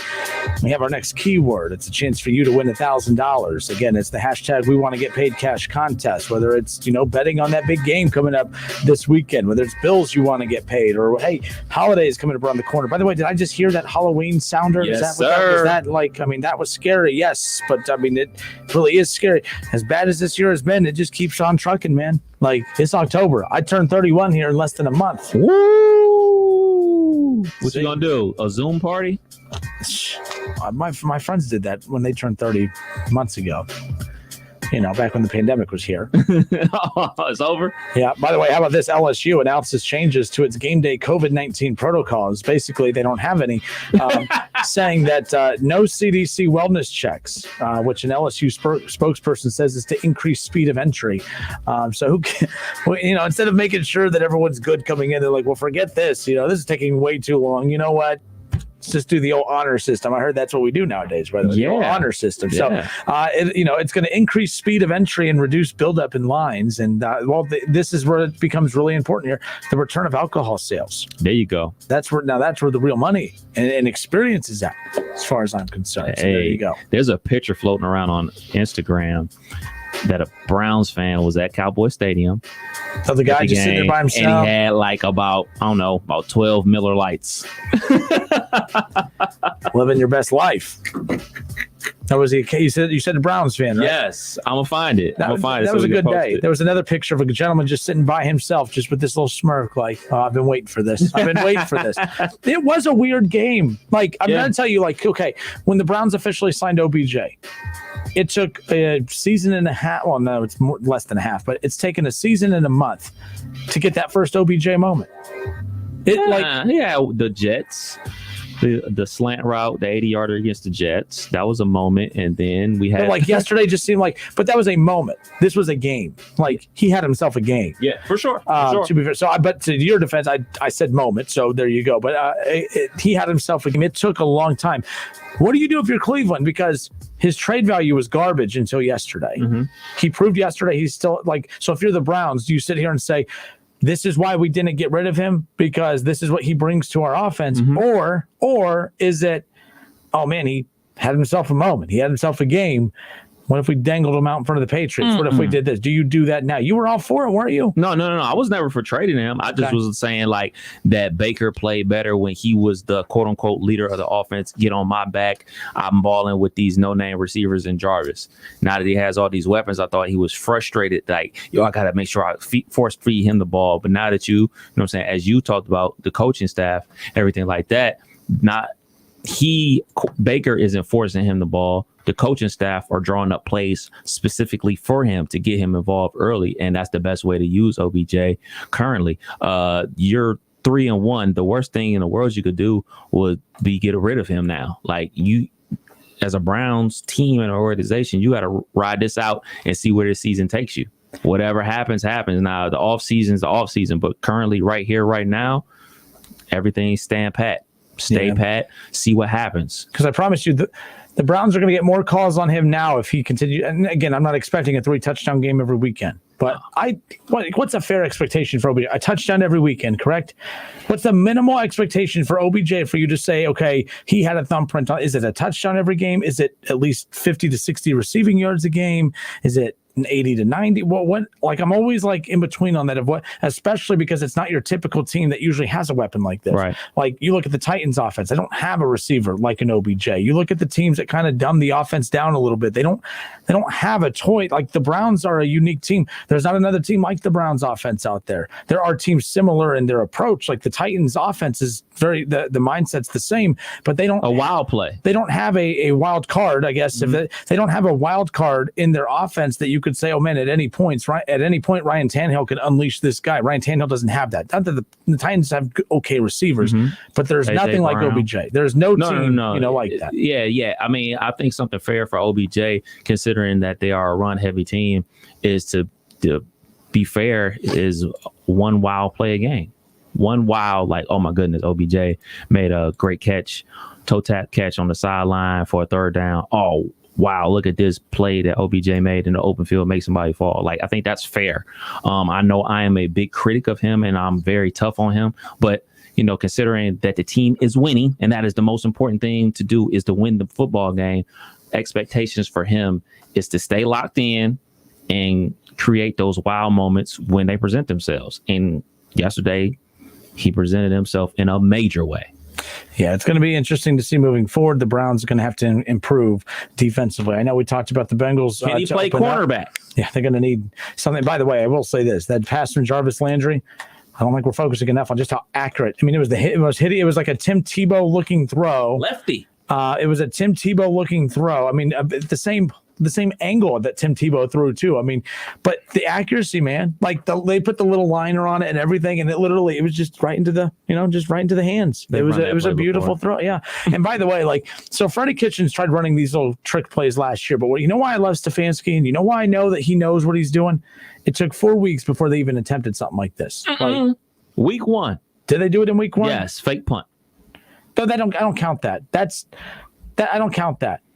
Huh? I don't count that. How come? Because the fake punt, you were already down against the Ravens. You had to try something different. I don't count that. I mean, how many times did Freddie Kitchens and the Browns last year, when they were in a game, flea flicker, and they try something the flea flicker especially, because they fumbled on almost everyone. It's against the Patriots. In fact, the Browns have a lead against the Patriots late in that game last year if they don't do that dumb flea flicker coming out of halftime. He always tried to I'll tell you what we're going to do. We're going to outsmart them. I bet you Bill Belichick never seen a flea flicker before. We're going to flea flick this thing.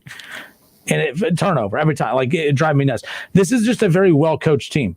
I don't know how far this team's going to go, but I did look at their roster, their schedule. The 12 wins are there. Now, will you walk through it with me and hear me out? It's really like you're laughing, but it's really like I looked at it today. I'm laughing because every time I brought up the reminder of 12-4 prior to this game, you would get, we got to see. Oh, we do. I'm not but saying now that we got this precious win to make it 3-1, you're back to talking 12-4. I've stuck to my 12-4 though every week. I have stuck to. I mean, I'm still. This Browns team still makes me uncomfortable. But look what's coming up. If you are the Cleveland Browns, so you're sitting at 3 wins. I predicted 12 on the year. Mm-hmm. It's not that far. Like they can go 12-4, Kev, and still not beat the Ravens or Steelers at all. Like that's the thing. So here's what they have coming up. All right. So after their matchup, of course, right here with the Cowboys, they have the Colts. Everyone's talking about the Colts defense. Again, the Colts defense has not played anyone of significance at all, period. That's just my takeaway on that. Now, they do have the Steelers next week. But so in the next month, they have the Colts. That's a winnable game. Steelers. I still think Steelers are winnable, but I'm going to put it. That's a loss. I'm saying that the Browns will lose at Pittsburgh in 2 weeks. They beat the Bengals. They beat the Raiders. They beat the Texans. They beat the Eagles. They beat the Jaguars. That's 9 wins right there. The Titans, I have them losing, but they could beat the Titans, but I'm having them losing that game. Then they have the Giants and the Jets. So that puts you at 11 wins. Now, it's going to be tough to get to 12 because here's what's going to happen, Kev. I think they're going to get to 11, and here's why. They're going to beat a team that I don't think that they should, and they're going to lose to a team that I don't think they should lose to, if that makes sense. Yeah, that's fair. But if all goes like right now, the Browns, with the way that they are playing, with the run game being the focus, with that offensive line, especially with the way Kevin Stefanski's calling plays, the way Baker Mayfield has bought into his role, the way that Baker Mayfield has been able to throw for 150 yards, and OBJ has still been able to put a thumbprint on multiple games already in this, infancy stages of the season. That's big. The Browns defense, I don't think is that great, but they're number 1 in takeaways, and they're number 1 in points off turnovers. They're number 1 in forced fumbles. Like they're doing a lot of things right now, and they're not even at full force yet. They're not even fully healthy on the defensive side of the ball. They're only going to continue to get better.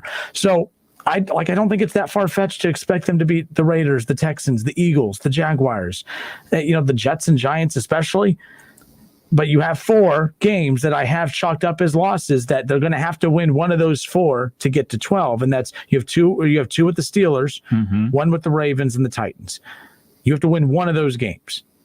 And I'm not going to be comfortable picking them in any 4 of them. But for the Browns to convince me that they are a legit playoff team and they're going to get to the playoffs if they're on pace to, you got to beat a Steelers team. Yeah, you got to beat a Titans team. All right, you know what I mean? Like you got the Ravens. That's a bar that's pretty high. All right, but you got to beat one of those teams. I think they could split with Pittsburgh, but I'm very weary saying that. I'm not ready to pick them beating Pittsburgh at Pittsburgh in 2 weeks. I don't know if I can go there. I think they'll split with Pittsburgh. I mean, like I said last week, we still haven't seen Big Ben get rocked. We haven't seen him been hit, and he's only uncorked 1 deep ball a game. So I want to see Big Ben be able to take a hit again and be able to make that deep pass again consistently before I'm ready to really buy in that Big Ben is back. Fair enough. I mean, Big Ben is old too, just like Phillip Rivers is old, just like Drew Brees is old, just like Tom Brady is old. I can't just say, all right, Ben is back because he's been completing, slant routes to Juju and everything like that. So I got to see it. I got to see him perform. So a Browns performance would make me believe. That's why I was so upset that this game got canceled this week versus the Titans, because I knew that was going to be a big matchup, not only for the Steelers, but like Big Ben going forward, because I know he's going to get hit in that game. And I know it was going to be opportunities to take shots downfield versus them. But to no end, it wasn't happening because the Rona. So I brought up the Raiders game. Josh Nichols says, I don't see the Raiders as an easy win for the Browns. Josh, I'm going to meet you more than halfway here. For the Browns, there's no such thing as an easy win ever. But what is it about the Raiders that concerns you? I respect the Raiders are one of those tweener teams where they could beat anybody and lose to anybody on a given week. They're just, you know what I mean? There's just something. They're oddly constructed right now. Where's that game at? It's that's what David Shaw just said. Where's the Raiders game, in Cleveland or Vegas? It's in Cleveland. So I think that but even if it was in Vegas, it would be in front of no fans. So that's why I don't really get too caught up in the home and away aspect of season, it. But it is in Cleveland where there will be some fans. So I think that offensive line, Kev, I'm not even being cocky about this team because of Baker. It's just strictly because of that offensive line and the coaching right now. And none of those other teams, and the Jaguars and the Jets and the Giants, and it's an easy schedule. The Browns, I told you this 2 weeks ago, had the easiest strength of schedule remaining for the year. Crazy. So people can spin that on me and say, oh, well, that's why they went 12-4. But the Browns don't win. Last year, they had the easiest strength of schedule for the final 8 games of the season, and they actually played worse in the second half than they did the first half. Don't make excuses for winning games, man. This is the NFL. It's tough to win games. So, kudos to everybody out there that's winning football games right now, because it's the NFL and it's not easy to win football games. Shaw says Big Ben got rocked in the Giants game and completed a ball to Juju over the middle. Ben is back. David, I don't even know what fan he is. He's not a Bengals fan. No, he's not a Browns fan. I'm just curious. Shaw, what fan are you? If I had to guess, Pittsburgh. But you're not convinced. By the way, I'm so disappointed about Pittsburgh, by the way, the game with the Titans. Me too. Because you're right. That would have been the big one. That's the game. I mean, both teams are 3-0. Derrick Henry, last year's leading rusher in the NFL, going up against the number 1 rushing defense in the NFL with the Pittsburgh Steelers. Now that game has been basically pushed back to, I forget when they pushed it back. I want to say like the first weekend in November. So that game's already pushed back. So it kind of puts a damper on that game, because it was one of those ones that you marked on your calendar to say, all right, if both teams are 3-0, this is, who's that third team? Yeah. Who's the third team in the AFC? Is it Tennessee? Is it the Steelers? Because we know it's KC number 1, and everybody assumes that number 2 is the Ravens. But who's that third team that they want to look out for? And the winner of that game was going to come away with those bragging rights. So now, since that matchup didn't happen, I will have to go by my quote unquote power rankings to say, well, Tennessee is still in that spot. And, the fourth team is either the Steelers or the Browns. Going to be interesting here in the coming weeks. Do we still, who we have? We got Dickie on the line. Dickie, how are you, buddy? Oh, no. Dickie, call back. We'll get you back on right away here. All right, 457-9464. Let's do a little. What did we learn? We're going to extend this segment just a tad. What did we learn 1 month into the season? What did we learn after week 4? All right. And you look at, right now, when you take a look at the standings as far as that's concerned, right now, what did we learn? It's been an interesting first 4 weeks of the season as far as that is concerned. And there's a lot of takeaways. Like, for instance, when we came into the year, we knew that the AFC North was going to be the most interesting, the most intriguing conference in the National Football League. And right now, as we take a look at it, it's definitely lived up to the hype as far as that is concerned. But let's take a look right now. Again, when you look around the National Football League, when you look at each division, a lot of interesting storylines developing in each and every one. So when we come back, Justin Kinner, Kev Nash with you here on a Monday. What did we learn from each division? The AFC East, the AFC North, we'll look at the NFC, the AFC North, all of that. More of the Justin Kinner Show with Kev Nash when we come back. What did we learn? That's next. It's the Justin Kinner Show with Kev Nash on 1410 ESPN Radio. ESPN 1410 Wing AM weather. Today we have mostly cloudy conditions, dry conditions, but a high of 61. Overnight, clear and dry with a low of 42, but much warmer for your Tuesday, sunny skies, and a high of 72 degrees. And I'm Lorna Stevens for 1410 ESPN Radio. The Advantage program from Stevenson Service Experts takes the stress out of maintaining your home comfort system. Pay no money down, one low monthly rate, and nothing for maintenance and repairs. The Advantage program from Stevenson Service Experts. Learn more at 866-EXPERTS or StevensonHVAC.com. See website for license details. Cordell Transportation is hiring Class A CDL drivers 23 and over, less than 6 points on their license, for no-touch freight home daily lanes. Outstanding new equipment. Earn up to $270 per day. $2,000 sign-on bonus, medical, dental, vision, and paid life insurance. Apply at CordellTransportation.com. Driven to succeed. Champagne Dental, taking the fear out of dentistry. Champagne Dental Group in Urbana recognizes that dental phobias are real. If phobias are preventing you from getting dental treatment, we have numerous options to keep you comfortable and ease your fears. We offer multiple methods to help relax you while you're in the chair, which include oral sedation, medication, and nitrous oxide free of charge. Our friendly and caring staff make it their mission to get you the smile you desire. Visit us online at champagnedentalgroup.org. Champagne Dental, taking the fear out of dentistry. Call It Propane has been serving the Buckeye Nation in the Miami Valley for over 65 years. Let our family help protect your family from old man winter. Find out why 98% of our customers would recommend us to friends and family. Ask about the service options at 937-372-9194. Family owned and operated for 3 generations, Call It Propane and Call It Seal Coating are proud to serve the Buckeye Nation. The great thing about facts, they're proven. Like the fact that crude oil contains impurities, or that base oil made from natural gas is 99.5% free of impurities. And the fact that Pennzoil is the first synthetic motor oil made from natural gas, not crude oil.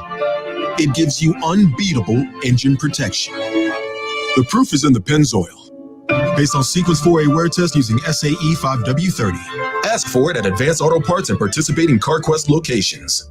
If I learned one thing from this great game of baseball, it's that she'll humble you. You think you've got it figured out, you check the standings, and you're in last place again. I'm Eric Rubino, Fantasy Baseball GM, and I can put my team in position to win every single time, but I can't play the games, people. At least Progressive's Name Your Price tool has options based on my budget. It never lets me down, unlike my pitching staff. Amateurs! Get options based on your budget with Progressive, even if you're not a legend in your own mind. Progressive Casualty Insurance Company and affiliates. Price and coverage match limited by state law. It's time for some straight talk. You know what covering your bases is in baseball, right? Making sure you have no holes in your defense. Well, that's the kind of coverage you get with Straight Talk Wireless. And you'll pay up to 50% less than big carriers and still use their same networks. Just $45 a month gets you the unlimited plan with 25 gigs of high-speed data and 2G. No contract, no mystery fees. Fully covering your bases for 50% less. Straight Talk Wireless, only at Walmart. Savings may vary. See terms and conditions at straighttalk.com. Fall is in the air. Fall projects are on the list, and the Home Depot is ready with more ways than ever to help. Use our mobile app to search, shop, and save. Choose flexible delivery options that bring everything you need right to your door. And if you need tools for a project, but not forever, you can rent them. You won't find a better toolbox anywhere else. Take on fall and fall projects now at the Home Depot. How doers get more done. Wake up, Ohio, to what's going on in Columbus. The former House Speaker indicted for bribery. The majority ignoring medical experts and how COVID-19 impacts our jobs, health, schools, and local businesses. Giving huge tax breaks for millionaires and corporations. We can do better, and I'm a problem solver committed to fighting for hardworking families. My name is Erin Rosiello, candidate for Ohio House District 62, and I approve this message. Paid for by Erin Rosiello, at your service. Beware, the forces of hail will rain down upon you. What the hail? Storms, the threat of eternal hail. Who the hell was that, honey? Hell if I know. What the hell did he want? He was hella concerned about us getting a roof inspection. Hell of a way to tell you about it. Lance Roofing and Siding is your local expert in everything hail can damage on your home. Have unsightly hail damage? Visit us at lanceroofing.com to schedule your appointment today. The Western Ohio Home Builders Association invites you to the Fall Parade of Homes, Saturday and Sunday, October 17th and 18th, from noon to 4 p.m. each day, presented by Minister Bank. This free event will feature 10 beautifully designed homes, all with their own unique features and in some of the most desirable areas of the northern Miami Valley. Visit with the builders and discuss your future home building plans or simply dream a while. Find a complete list of all the homes on the tour and directions to each house online at westernohiohba.com. We will see you there.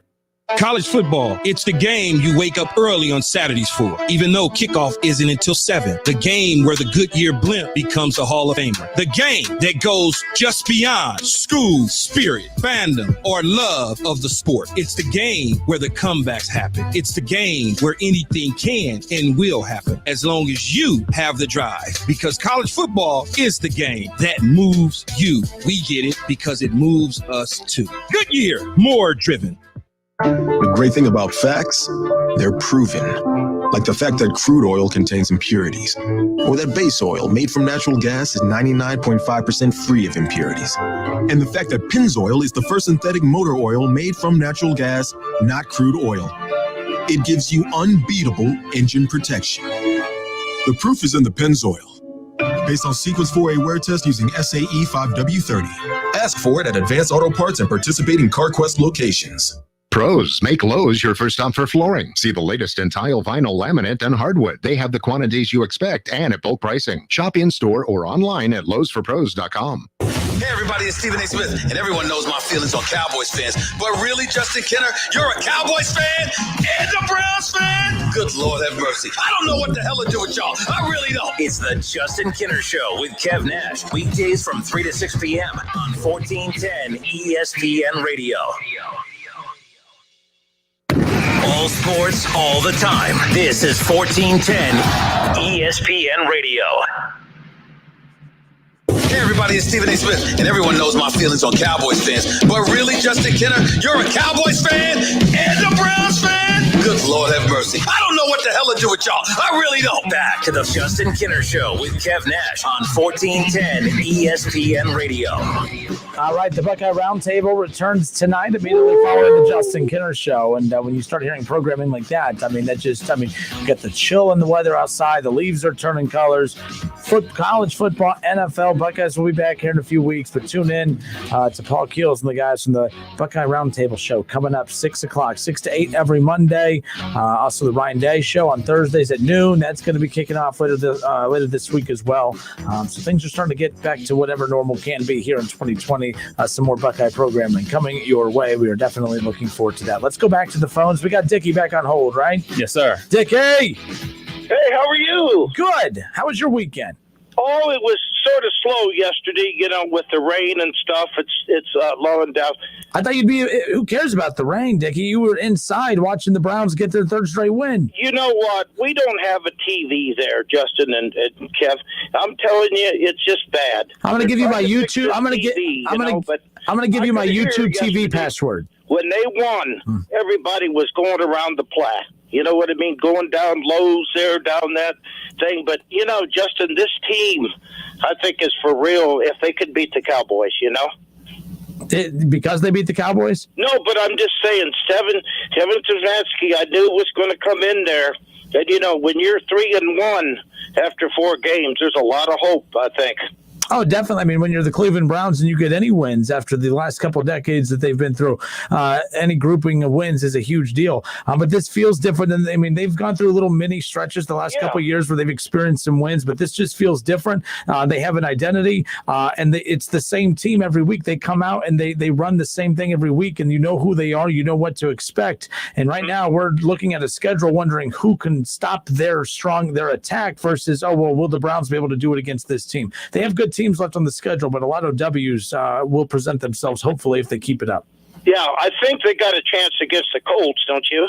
Yeah, they're the underdog going in by like 2.5 points. I think that line's going to fluctuate more throughout the week. I'm a little taken back by that. I don't think the Colts defense is as good as what it is on paper. They haven't played really good offensive teams. They played the Jaguars. They played the Bears. They played the Bengals. They played some just not very good offensive teams. Now, the Bengals offensively, numbers-wise, aren't the worst. Just that offensive line. I'm not buying in is all I'm trying to say. They have not played the Bengals. I lied. They have not played the Bengals. My bad. They have the Bengals coming up down, but anyways, we'll get into that later. But I think the Bengals are going to win a couple more games away. Joe Burrow's playing, don't you? Absolutely. They got a block for him. Yeah, they got a block for him. This is interesting, and over the years, it's been kind of funny. I told you that, on Monday nights, I got a chance last week. There was not a lot of callers, but they had the red zone. And I talked to Jimmy, Doug, and Tony Grossi. Oh, yeah. You told me that when you called in last time. Yeah, they always say Southwest Ohio is so well represented by Browns fans. Yep. They always bring you up whenever I talk to them. Oh, yeah. Yep. Yeah, they're quite a, they always ask about their fans, don't they? Oh, absolutely. You're one of their favorites. But, Dickie, you think they get a win this week? Yeah, I do. And I think, the Bengals are going Baltimore. It might. You never know. I think it'll be a close game. Weirder things have happened. It is 2020. Dickie, I appreciate the call, man. Thank you. Yeah, you're welcome. All right. No, the Colts, not the Bengals. They have the Bengals here in 2 weeks. But the Colts the Colts defense that everyone is just losing their mind over. They've played the Jaguars, who just lost to the Bengals, of course, but they've beat the Vikings, one of the worst offensive teams in football. They beat the Jets, one of the worst offensive teams in football. And the Bears, who were undefeated, don't get me wrong, but that's such a weird scenario where you're an undefeated team making a quarterback change because of how bad your offense has been. And Nick Foles, Keith Byers earlier today said, hey, Nick Foles did some great things for his former Philadelphia Eagles team. He loves Nick Foles. He loves the Eagles, but he said he's a bullpen guy. He compares him to a bullpen guy. He's not a starter. He's a bullpen guy. And that was proven yesterday. Man, that was an ugly game. That Colts-Bears game was brutal. Man, Absolutely I didn't see brutal. any of it. Thank goodness I didn't see any of it. I saw it on the bottom ticker, and I was like, I'm not turning that game on. I'm going to just keep watching this game. I couldn't do it. I was watching the Buffalo and the Raiders. That's the game I was watching. Well, that's a good place to start. What did we learn here after 4 weeks into the NFL season? We could finally dive into this as far as that is concerned. What did you learn after the first 4 weeks of the NFL season? Let's start in the AFC East. What have we learned about the AFC East? This was an interesting division coming in. A lot of storylines. You're number 3 for Sam Darnold and the Jets, and you thought they would take a step forward. You had the Dolphins, who draft Tua Tagovailoa, which, by the way, there's talks of, the Dolphins have not named their starter for this week's matchup against the 49ers. It could be Tua time. The New England Patriots, that's a team that, for the first time in decades is without Tom Brady. How good would they be without Tom Brady? And then the Buffalo Bills, who made the playoffs last year, Josh Allen knocking on the door, being the second best quarterback from that draft class 2 years ago that featured Sam Darnold within his own division. He's right now knocking on the MVP conversation door. The Buffalo Bills, what we have learned, have we learned that the Buffalo Bills are for real? Are the Buffalo Bills for real as they are 4-0 a month into the season and in first place in Tom Brady's old division? Yes, they're for real. I learned the importance of having a number 1 receiver.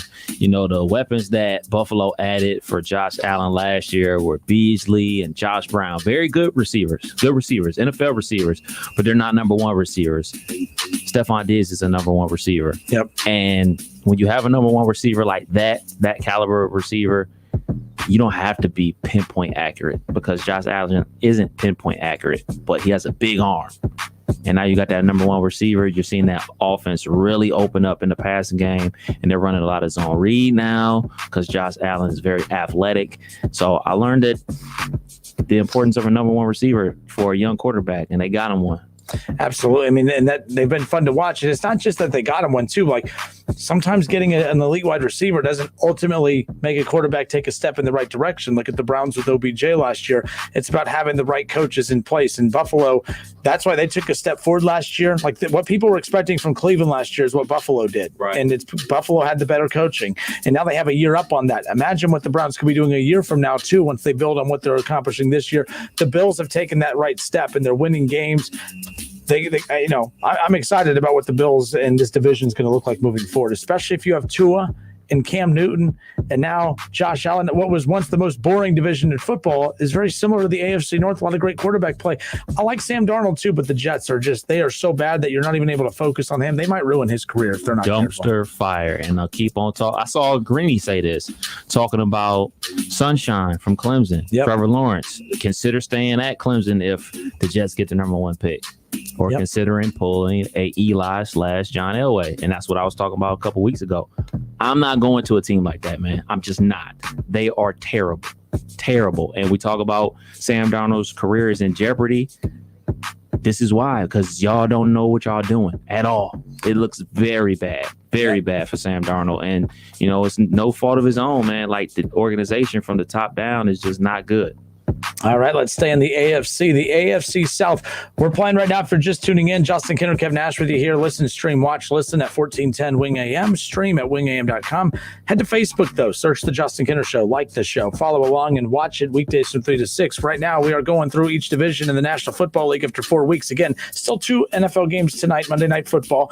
But what have we learned about these divisions a month into the season? Let's take a trip to the AFC South. What have we learned about the AFC South as the Tennessee Titans remain undefeated at the top? Again, their game with Pittsburgh postponed due to the COVID outbreak. Large numbers of players were testing positive this morning. Left and right. After 3 straight days of large numbers of players testing positive for the first time today, no players tested positive. So it looks like they're going to be able to, as long as they repeat it tomorrow, they'll be back on track to report back to the facilities and have their week 5 matchup coming up later on. They're 3-0. The Colts at 3-1. The Jaguars 1-3, and the Texans at 0-4. I'm very surprised by the step backwards that the Texans have taken record-wise. I knew that they're not as talented as in years past, but they're 0-4. They're having issues with their head coach as well. The Jaguars, they are who we figured they were going to be. They've released everyone. They're supposed to be bad. The Colts, I can't put a finger on who they are, but the Titans, we know they're for real. We know what you get with their offense and the defense. They're what the Cleveland Browns are trying to be. I just think the Titans are a better version than the Browns because I think they're equal offensively. Defensively is where the Titans separate themselves from Cleveland out of the AFC North as far as that's concerned. What's your feel about this AFC South division? Feel about them is that Tennessee is going to moonwalk into the playoffs. We look at what's going on with Jacksonville, looking like they're tanking for Tua. Look what they're going on with Houston, Texans. They're 0-4. I love Deshaun Watson, but it's not only his fault that they're losing games. It's the coach's fault. It's the defense's fault. It's a lot of fingers to point at down at Houston, and they're not going to make the playoffs. The Colts, I just don't believe in the Colts. I think that Tennessee is going to easily make the playoffs, and they're going to be in a prime position because the competition around them is not that good. Yeah, that division, not the sexiest division as far as that is concerned. It's not very interesting either. It's a very boring division. The quarterback play is boring. Tannehill is boring. Phillip Rivers, he's not the hill. Yeah. In Jacksonville, you have Minshew. The mustache thing was cool. The two most exciting quarterbacks play for the 2 worst teams in there. Yep. Minshew has the mustache and he got the jorts. He's a very exciting player, but he's just not the guy that you're going to be like, all right, we're going to build this franchise around where he's going to be our number one guy. He is, like I talked about last week, he's Fitzpatrick. He's a serviceable quarterback. He's going to be in the league for a very long time, cashing checks, NFL, salute him, but he's just not the guy that's going to be there long term. And then the most exciting guy in the division, he's always getting hit. And you know what? We talk about the Bengals offensive line. The Texans offensive line has gotten a lot better with Laramie Tunsil and everything like that. But Deshaun Watson still gets hit. So some of those hits are on him as well. Get rid of the ball, man. Slide. You're getting banged up because you're not getting rid of the ball fast enough as well. So it ain't always on the offensive line. Texans are in a world of hurt, man. All right, we'll stay in the AFC. The AFC West, Kansas City 3-0. No surprise there.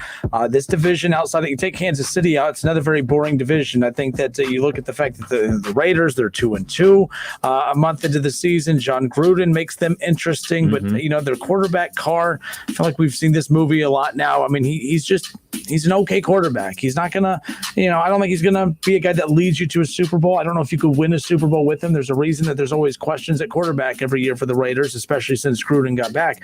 But the Chargers with Justin Herbert's interesting. The Broncos have been worse than what we anticipated. A lot of people, including you, had them as maybe a surprise team to look out for here in 2020. That's not the story here a month in. Kansas City's winning this division. There's no doubt about it. It's just how good are the Raiders and how good can Justin losing my mind here. Justin Herbert. How good could Justin Herbert be in his rookie campaign? Outside of that, this division's a wash. It's Kansas City's. Off we go. Yeah, I caught some of that game. The Chargers and Tampa Bay. Herbert looked good. The things that they're doing with him, they're using those big receivers. Keenan Allen's a big receiver. Mike Williams is a big receiver. They're using those guys to his advantage. He's a big guy as well. So they're using a lot of jump balls, a lot of back shoulder throws, and he's a lot more accurate than I remember him being at Oregon last year. So we might have one. We might have a pretty solid quarterback out there with the Chargers.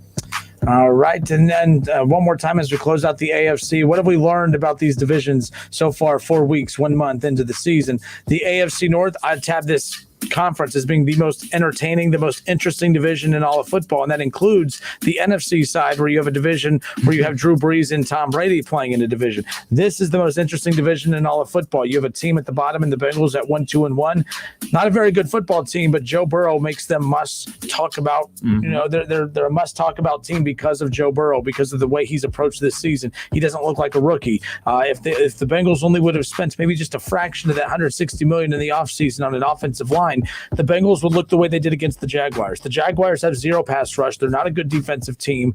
They didn't put any pressure on Joe Burrow. He was sacked once. That's a good thing. He needed an off week of being just thrown around like a rag doll. But look how good this offense can look when you actually give Joe Burrow time to run the offense. I think that's what's most deflating about this season is it's not that this team doesn't have talent. They have talent, but the ownership focused on every other position group except the one that mattered the most, which was offensive line. But they're interesting. I find the Bengals very interesting, even at 1-2-1. You have Cleveland 3-1 for the first time in 19 years. Their best start 4 games in, 3-1. Baltimore's 3-1. They're interesting. They have Lamar Jackson, last year's MVP.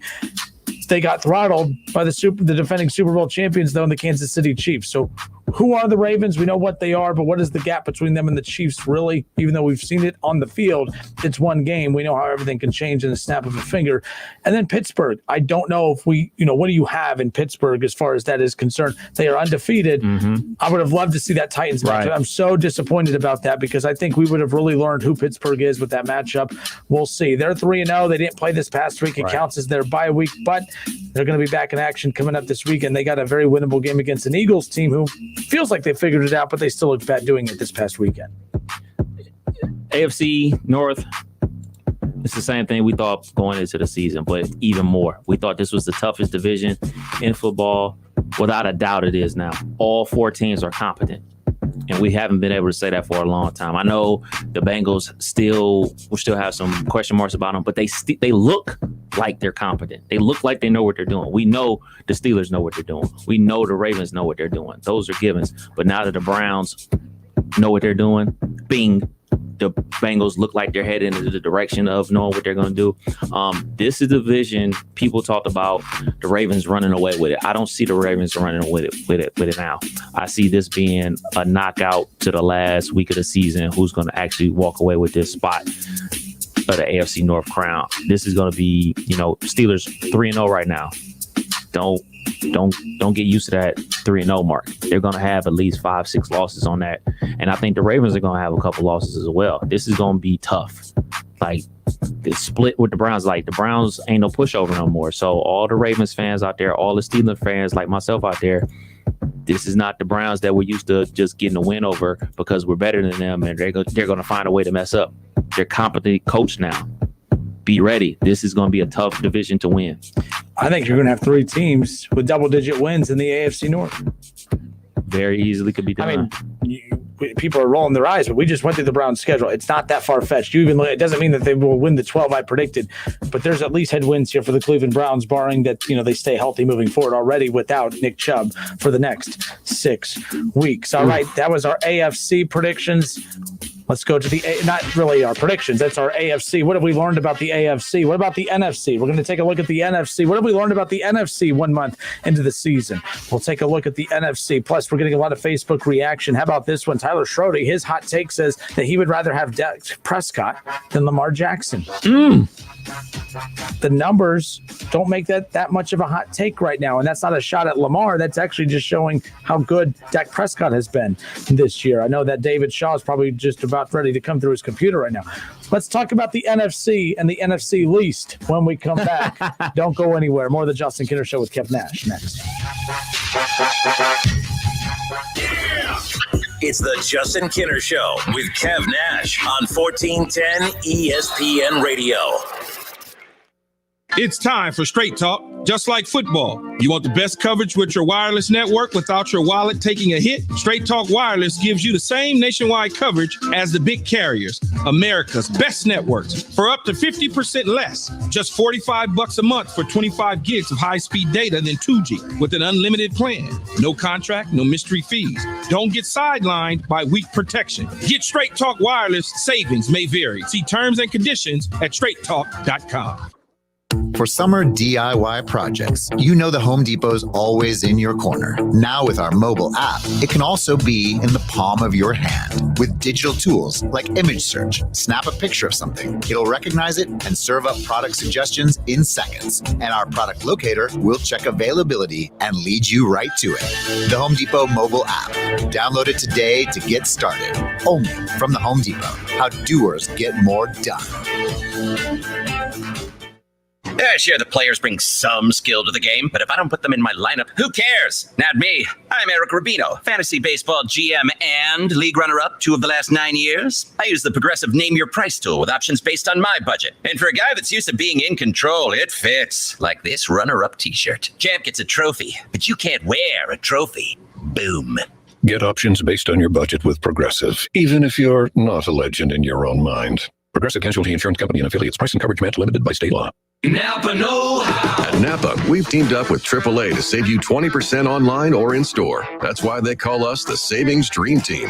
Okay, we're the only ones calling us that, but it's true. Your AAA membership can save you 20% at Napa. So we're basically superheroes with the most specific power ever, saving you 20%. Quality parts, helpful people. That's Napa know-how. Napa know-how. 20% off regular retail prices with valid AAA membership card. Offer ends 10/31/20. It's time for some straight talk. You know what a full court press is in basketball, right? Full defensive coverage with no holes. Well, that's the kind of coverage you get with Straight Talk Wireless. It runs on America's best networks, same as big carriers, but for a lot less. Just $45 a month gets you the unlimited plan with 25 gigs of high-speed data, then 2G, for up to 50% less than the big carriers. No contract, full coverage, 50% less. Straight Talk Wireless. No contract, no compromise. Savings may vary. See terms and conditions at straighttalk.com. Fall is in the air. Fall projects are on the list, and the Home Depot is ready with more ways than ever to help. Use our mobile app to search, shop, and save. Choose flexible delivery options that bring everything you need right to your door. And if you need tools for a project, but not forever, you can rent them. You won't find a better toolbox anywhere else. Take on fall and fall projects now at the Home Depot. How doers get more done. Hey, it's Justin Kinner from The Justin Kinner Show, and I wanted to take some time to tell you about my great experiences with CertaPro Painters. That's right, my experiences, as in more than one. I've had CertaPro Painters complete quite a few painting projects for me over the years, and every time they knock it out of the park, whether it was the Ohio State-themed office with the Buckeye stripe wrapped around the room, or when they painted my entire house before move-in day, I could not believe that they knocked out our entire house in just one day. CertaPro Painters knows how to get the job done right, and most importantly, safely during these times. They deliver what they promise. They show up on time, they get the job done right and on budget. Whether it is residential or commercial, interior or exterior, CertaPro Painters will take care of you from the first initial free estimate all the way up to the final brush of paint on your project. Each CertaPro Painters business is independently owned and operated. They are a local business that you can support. Schedule your free estimate online at CertaPro.com. That's Certa with a C. David Brandon will make an excellent probate judge. Dave has a reputation as somebody who you can trust. David's experience in probate matters is extensive. It isn't just that he knows the law, though. It's that he cares and why that matters. David was there for me, and I feel like he'll be there for other families as well. He knows the right thing to do. The guy's one of the hardest working guys I've ever met in my life. Dayton Brandon will work hard for the families of Montgomery County. Vote for me for Montgomery County Probate Court Judge. I'm David Brandon, and I approve this message. Hi, Joey Beckett here at Buckeye Ford in Sydney, home of the Works package and the Double Take Tire specials. Call today for your appointment, 937-419-8473 or 1-800-700-0050. Buckeye Ford in Sydney, exit 92 off of I-75. We'll see you soon.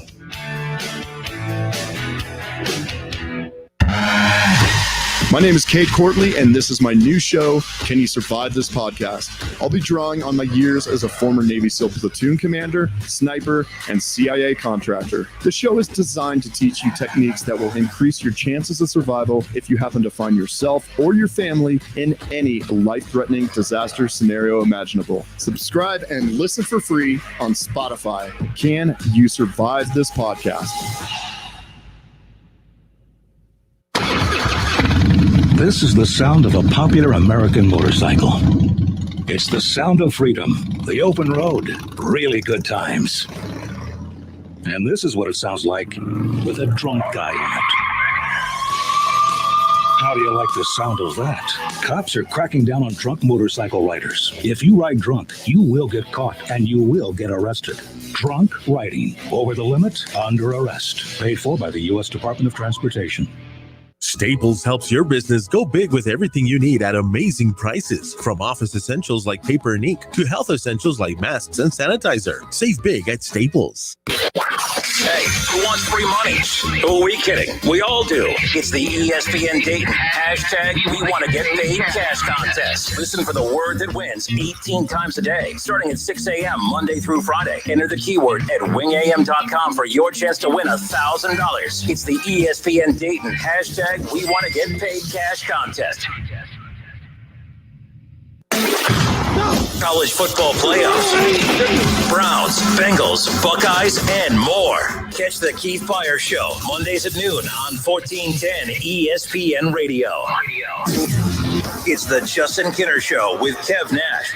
Back to the famous WING studios. Here's Justin Kinner and Kev Nash. All right, head to wingam.com. It is time to reveal our winning word for the ESPN Dayton's hashtag We Want to Get Paid cash contest. Head to wingam.com and enter the keyword cloud, C-L-O-U-D. Enter the word cloud, C-L-O-U-D, at wingam.com. Enter it for your chance to win $1,000. 18 times a day, once an hour. We will reveal the winning word for that hour, Monday through Friday. It's the ESPN Dayton hashtag We Want to Get Paid cash contest. All you got to do, well, yeah, you get paid. It's free. All you got to do is just, spend a little time heading to the website, entering the keyword at wingam.com. Also, while you're there, enter the keyword at wingam.com for your chance to win $1,000, but make sure you also submit your weekly NFL picks. It's the Pro Football Pick'em Challenge presented by Frickers. $25 in Frickers Fun Bucks will be rewarded to the weekly round winners. And week 4 will be wrapped up tonight. All the winners in October will be getting their money starting this week. So make sure that you are right away getting ready for week 5 coming up. Submit your submit your weekly Pro Football Pick'em Challenge picks at wingam.com. And then make sure you, of course, enter the keyword cloud for the ESPN Dayton hashtag We Want to Get Paid cash contest. A chance for you to win $1,000. Again, head to wingam.com. All right, Kev, we talked about what we learned in the AFC. Let's talk about what we learned in the NFC. 1 month into the season, 4 weeks are pretty much almost complete. Of course, we have a couple games tonight. In fact, the Patriots and the Chiefs will kick off tonight at 7 o'clock. That game will be on CBS. That game pushed back after Cam Newton tested positive for the coronavirus over the weekend. Hoyer will be the starting quarterback for the Patriots tonight. So it's going to be a fun matchup between the Chiefs and Patriots. It just lost a little bit. Well, Stidham, too. He was hurt during camp. And they said, at the beginning, before he got hurt, he was taking part in a lot of first-team snaps, too. He was basically the second-string quarterback. And then when he lost some time in camp, Hoyer took over. The season started, and basically the depth chart just kind of stood as is. So Stidham will be the backup quarterback, technically, tonight. But Hoyer is getting the start of veteran quarterback. Patriots, Chiefs tonight at 7. The Falcons and the Packers on ESPN. ESPN pushed that game back. It's now at 9 p.m. Yeah. That just was announced, a 9 p.m. kickoff tonight. A little bit of a late one. But, hey, you know what? It's all about the ratings. And at 9 o'clock tonight, Packers and Falcons.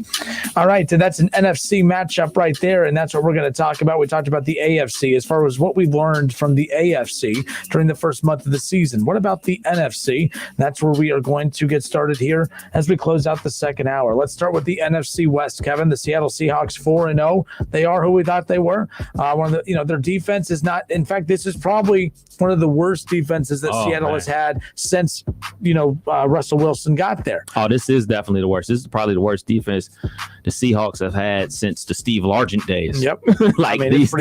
These dudes is giving up points left and right. Jamal Adams is out for a couple more weeks, the big safety that they traded for from the Jets. But Russell Wilson is out here showing his butt, man. The whole term now is let Russ cook, and that's exactly what he's doing. But don't sleep on the Rams.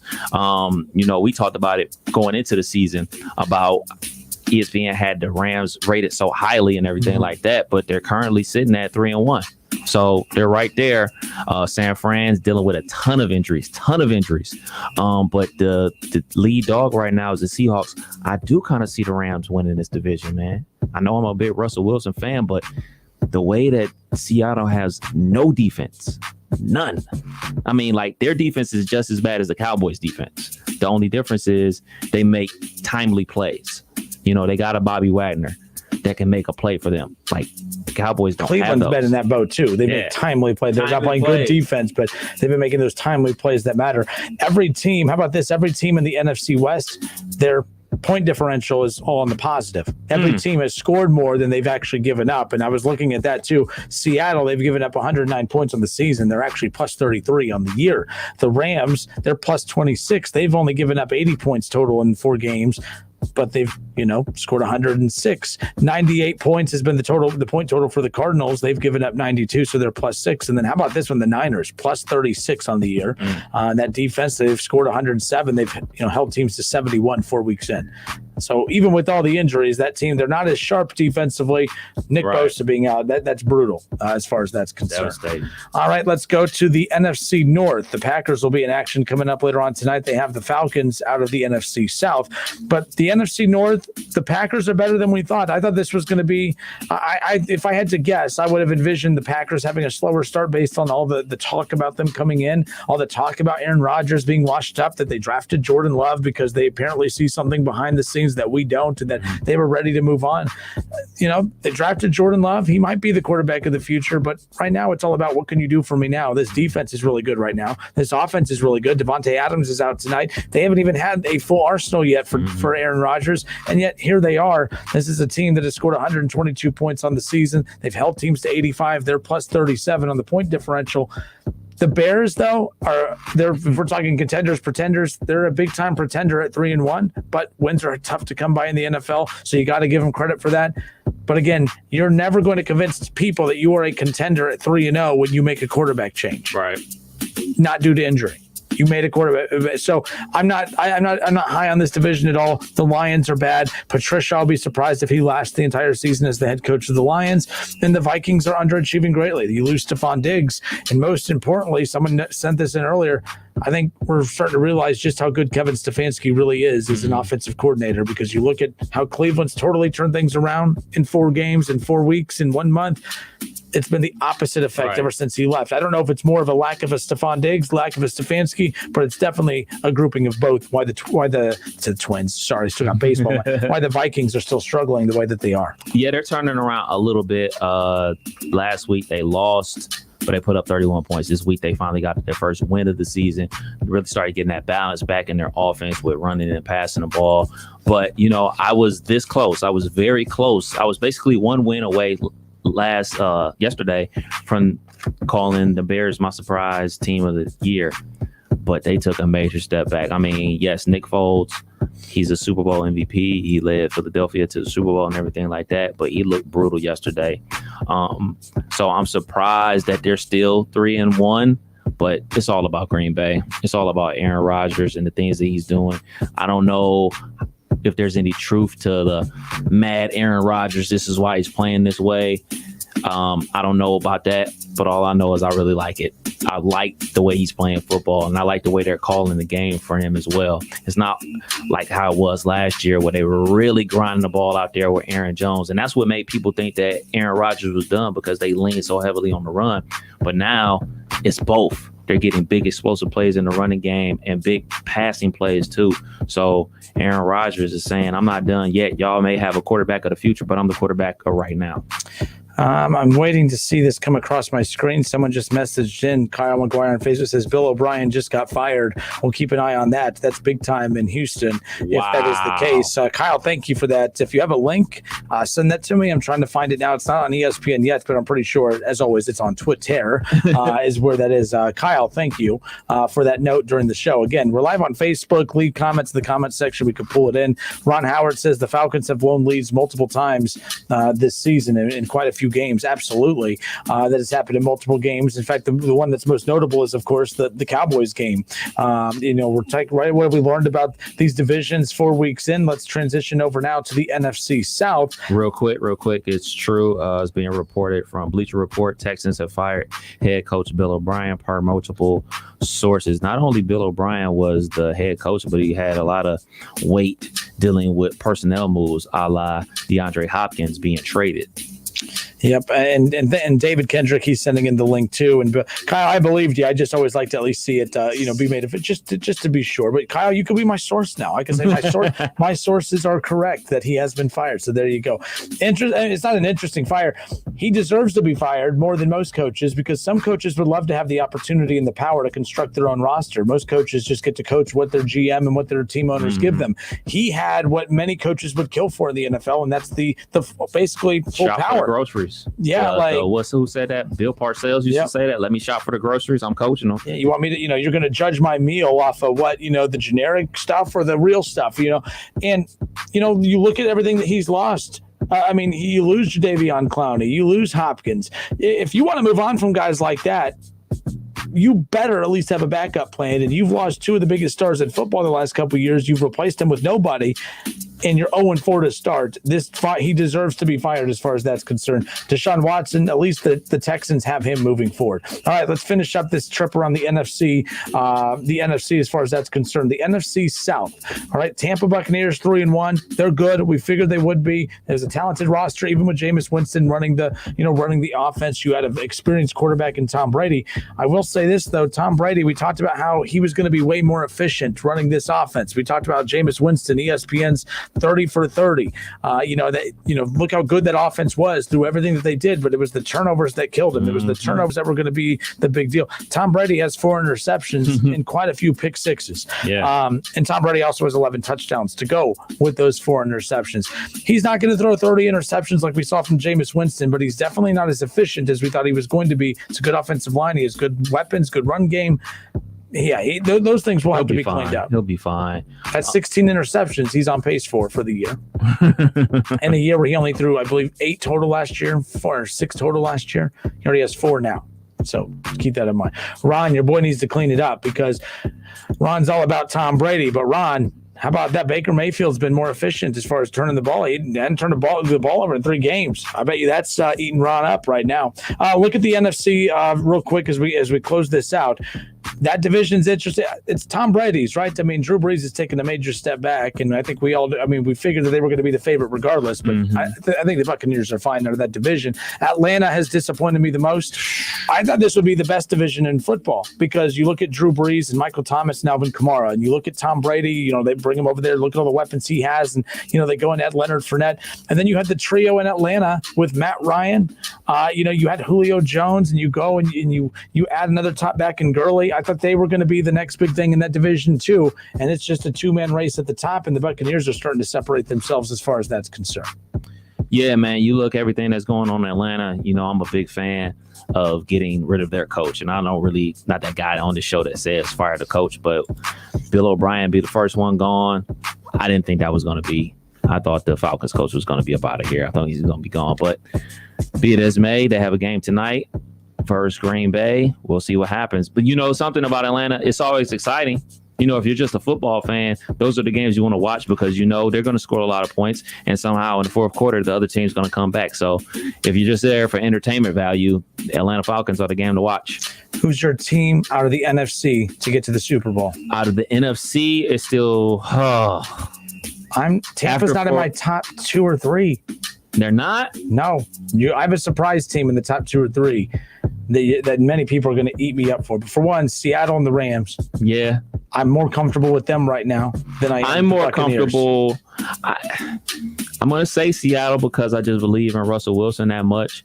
But if I'm going to say who has the better team, like offense and defense, I think it is the Rams. And I'm blown away that I'm saying that because we both thought that was crazy coming. Yes. And if the San Francisco 49ers were healthy, yes. I would feel safer betting on them to get to the Super Bowl before Tampa. I will put Tampa Bay third, though. I'll put Tampa Bay third. Real quick, these teams, if you had to pick, if San Fran's healthy with Nick Bosa, which in fact take San Fran out because they're not part of this. Right. Who has a better chance of getting to the Super Bowl, Buccaneers or Rams?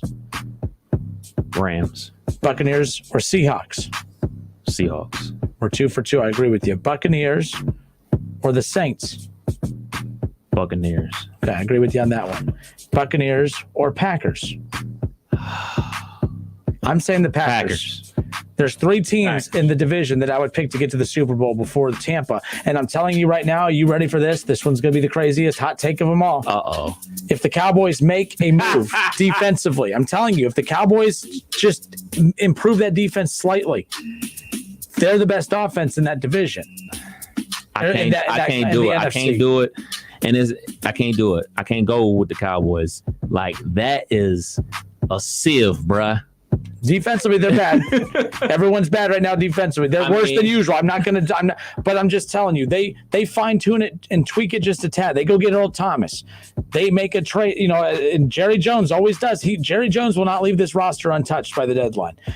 If the defense gets fine-tuned just a bit, I would pick the Cowboys. I'm more a fan of the Cowboys to get there than I am the Buccaneers at this point. Because of the offense. Because of the offense. Right now, the way it's constructed, no way in hell. And it's funny I say that. David Shell says no way in hell. The offense is legit. Why are people arguing? At this rate, Dak is going to throw for like 6,000 yards. Mm-hmm. He's going to break every record in the book this year because that defense is a leaking sieve, dog. All right, so there we go. More of the Justin Kinner Show with Kev Nash, hour 3, technically. Next, don't go anywhere. We'll be back. It's the Justin Kinner Show with Kev Nash on 1410 ESPN Radio. 911, what's your emergency? There's a train that just hit a car. Sir, what is your location?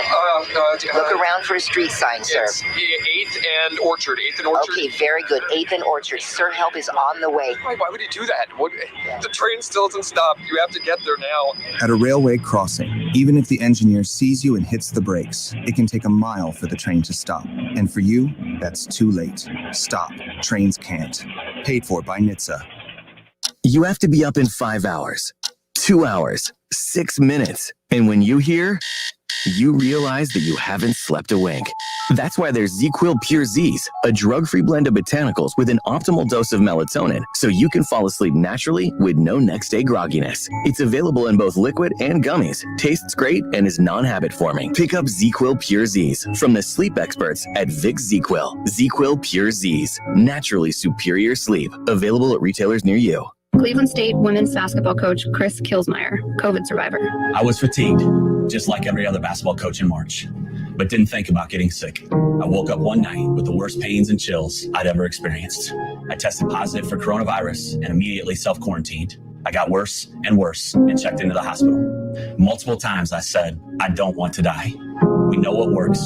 We know how to fight this, but it's going to take all of us doing the right thing every single day. Sponsored by the Ohio Hospital Association. Napa know-how. At Napa, you can buy a 5-quart jug of Mobil 1 full synthetic motor oil for just $27.99. And as a bonus, you'll score a $10 gift card by mail-in rebate. That's like a cherry on top of the cherry on top of your oil change. So get $10 back by mail when you buy a jug of Mobil 1. Quality parts, helpful people. That's Napa know-how. Napa know-how. General States pricing. Sales prices not include applicable state, local taxes, or recycling fees. Offer ends 10/31/20.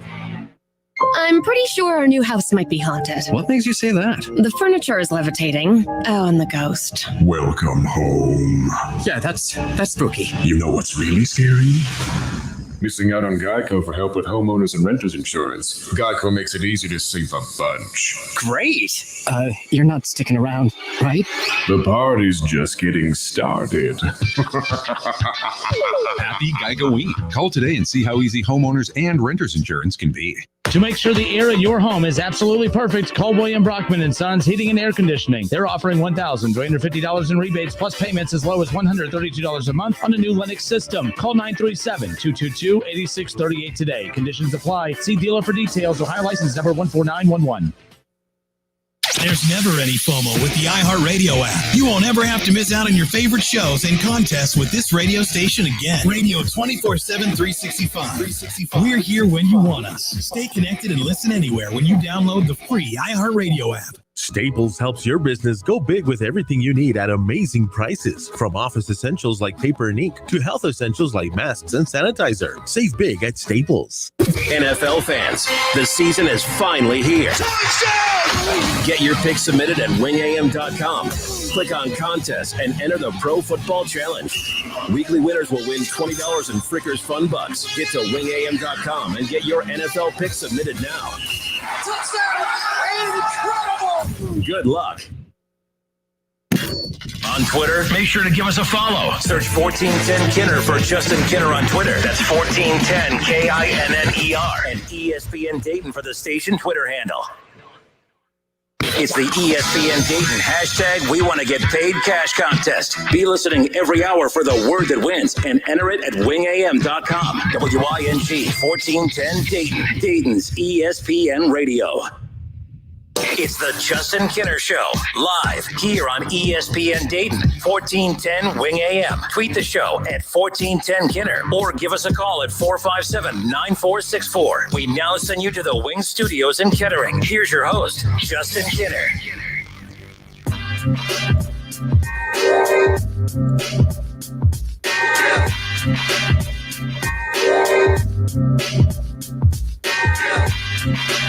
All right, everybody, welcome back. Justin Kinner, Kev Nash with you here on a Monday. I hope all of you had a great weekend.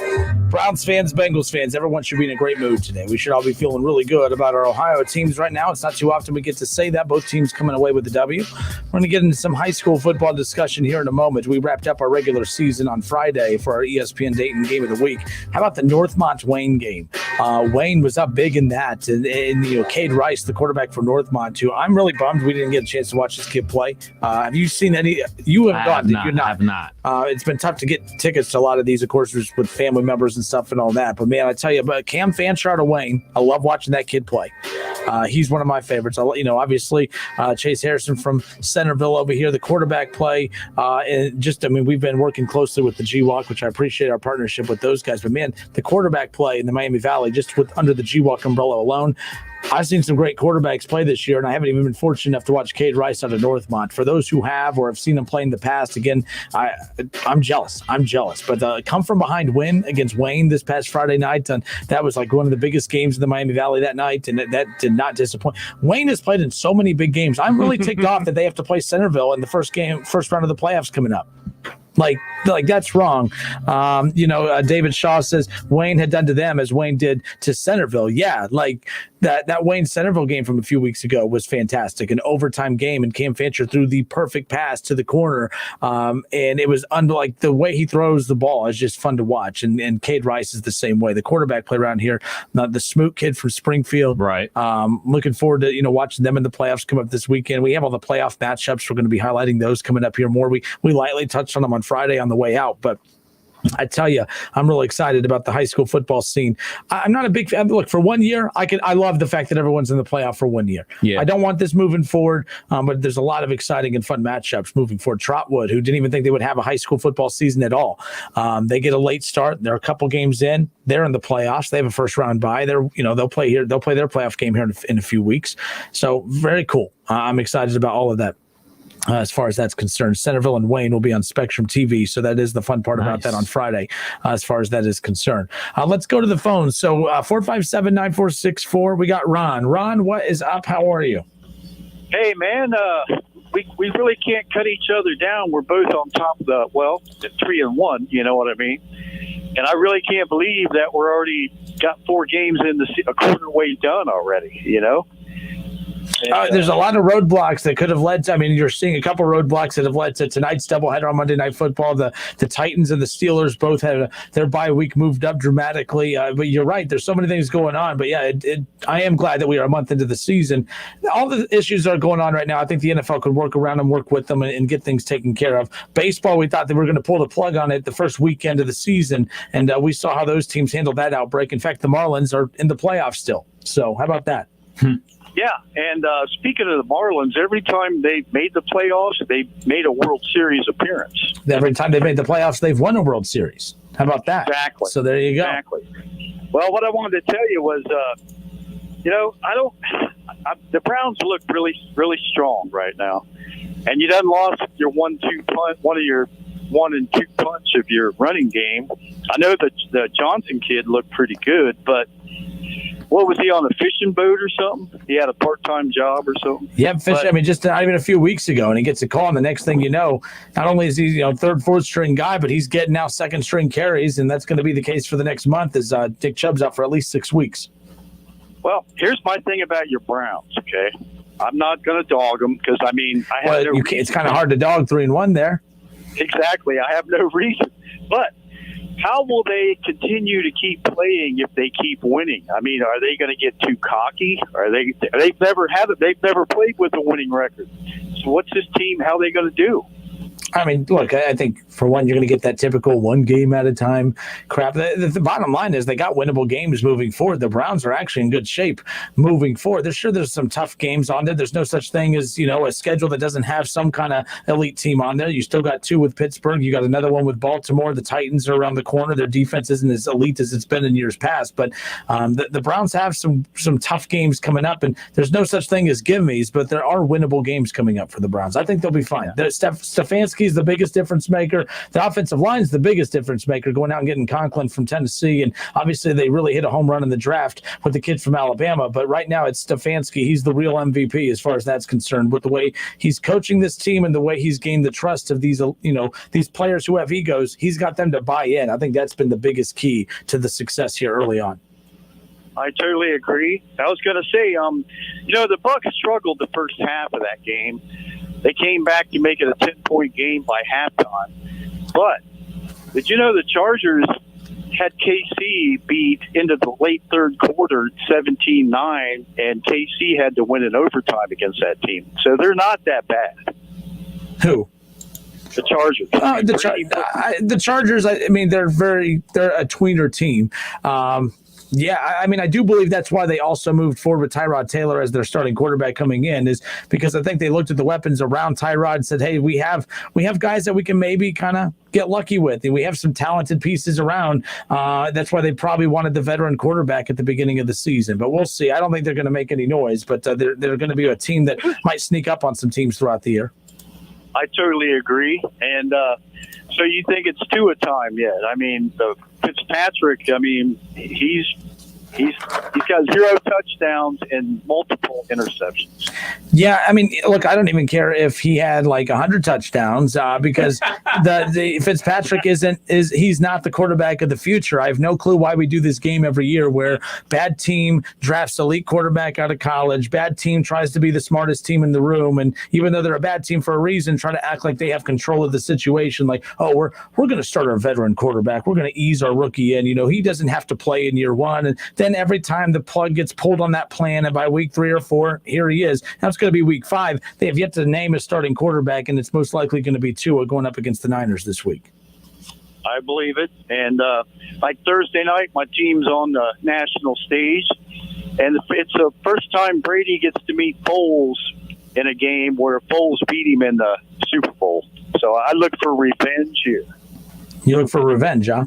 All right, so Ron, your Bucks, I have 3 or 4 teams I feel more comfortable with getting to the Super Bowl out of the NFC.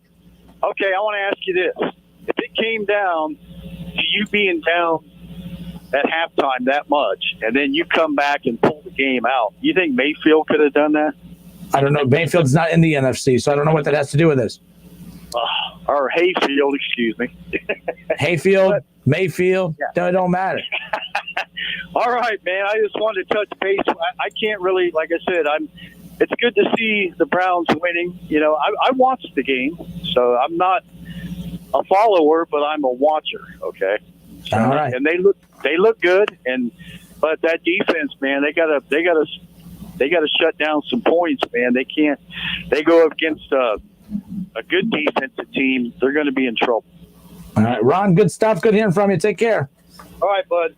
Adios. Yeah, so again, you look at the Dolphins situation. They have not announced yet who their starting quarterback is going to be this weekend. Why are you stalling this out? Fitzpatrick's making it a little bit easier. He's not playing well. Fitzpatrick is who Fitzpatrick is. He's a guy that if you don't have a quarterback, Fitzpatrick's the guy. You know, you go get Hoyer, that type of guy as well. There's a lot of quarterback. Nick Foles, those are those journeyman guys that have made names for themselves in the NFL. And when you don't have a guy, those are the guys you go get to kind of their bridge guys until Tyrod Taylor's fitting that mold a little bit too. Mm-hmm. Whether that's a good or bad thing, there are those guys that have those labels in the NFL as far as that is concerned. But the thing is, I don't know what you're bridging right here. You got to find out what you have with Tua. You need to figure it out because that division right now, I mean, why this isn't moving a little bit quicker is beyond me. You were waiting for decades. The Dolphins organization was for the Patriots to finally move on from Tom Brady. They finally do. And that's why it's disappointing what the Jets are doing. All these teams should have been preparing themselves for when Tom Brady left New England as he got towards the back end of his career. And some of these teams are they're just as bad post Tom Brady as when Tom Brady was there. It doesn't make any sense. They need to figure out a way to get Tua out there. It's been a month. Let's stop with this. Every year we do this, Kev. We talk about these teams that have this big plan on the board that we're going to let our rookie quarterback learn from the veteran for the season, and then we'll start him in year two. Stop. It doesn't work. It just doesn't work that way. It sounds good, but it never works out that way. I got nothing, man. You might be right on this Tua situation. I mean, I'm a big Fitzpatrick fan just because, just always been a guy that you could count on, like, all right, man, our starter got hurt. Plug him in for a week or two, but that's exactly what he is. He's a week or two starter that can win you a game or two. And to be perfectly honest, if your backup quarterback can win you a game or two while your starter is out, that's exactly what you want him to do. So I think it might be time to go ahead and start Tua. I mean, are they waiting until the bye so then give them a little bit more prep time? Because to be perfectly honest, we're not privy to all the information. We just look at it from the results base and see what we see on the field. But we are not there at practice.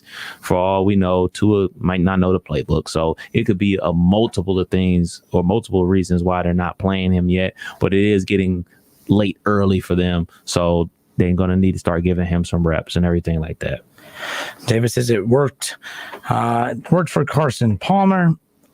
I mean, it depends what your definition of worked is. I mean, look, right now, and by the way, that was more back then, too. Back then, I mean, we're talking 10 plus years ago, teams were more willing to be patient when they drafted a guy. Mm-hmm. But that's right now. When did that stop in your mind? I want to say recently, too. When did the contract money shift in the CBA? In the collective bargaining agreement? It was whatever the last CBA was that it shifted. Because they reworked the contracts of the rookie quarterbacks. Was it that Matthew Stafford, the last guy to get big money as a because whenever that changed, that's when that was one of those where, because here's why, like when a bad team drafted a really good rookie quarterback, you had to, they didn't always have the money to go. I mean, it's very rare. How many times have we seen rookie quarterbacks get drafted and have elite weapons around them right away? Mm-hmm. I mean, as much as I pick on the Bengals, let's be honest. You know how many rookie quarterbacks would have killed to come into the league and have a Tyler Boyd and a T. Higgins and an A.J. Green, even though A.J. Green hasn't been A.J. Green. How many times? I mean, look at Baker coming in. He had Tyler Boyd. He had weapons around him. Back then, you didn't have rookies come into the league and have immediate weapons right off the bat. Now, the Bengals would have been in a better situation back then, too. They had weapons waiting for Carson Palmer when he came in. But, again, it was just a little bit different back then. But right now, teams aren't patient. It just doesn't work that way. When will it stop? When the teams got more impatient. But I don't think I think this was I think it's smart of teams. These players are bad. They're 4 years in college, 3 years in college. They're not dumb. They know how to play the position. Are they a finished product? No.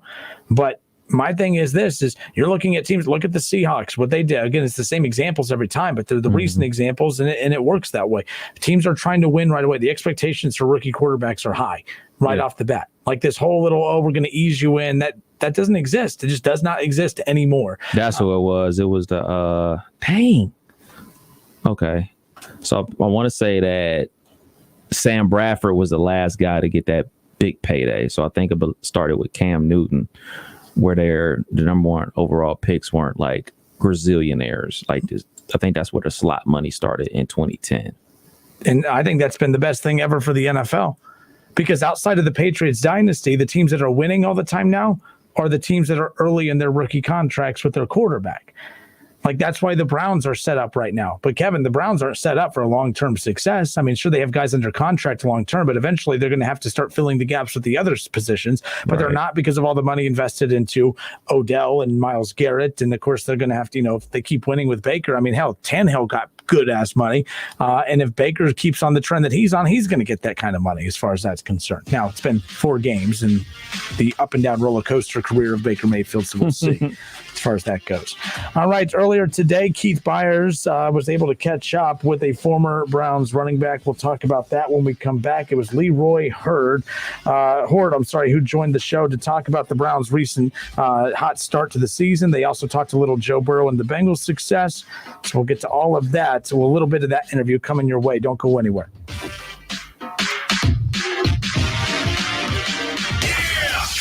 It's the Justin Kinner Show with Kev Nash on 1410 ESPN Radio. ESPN 1410 Wing AM weather.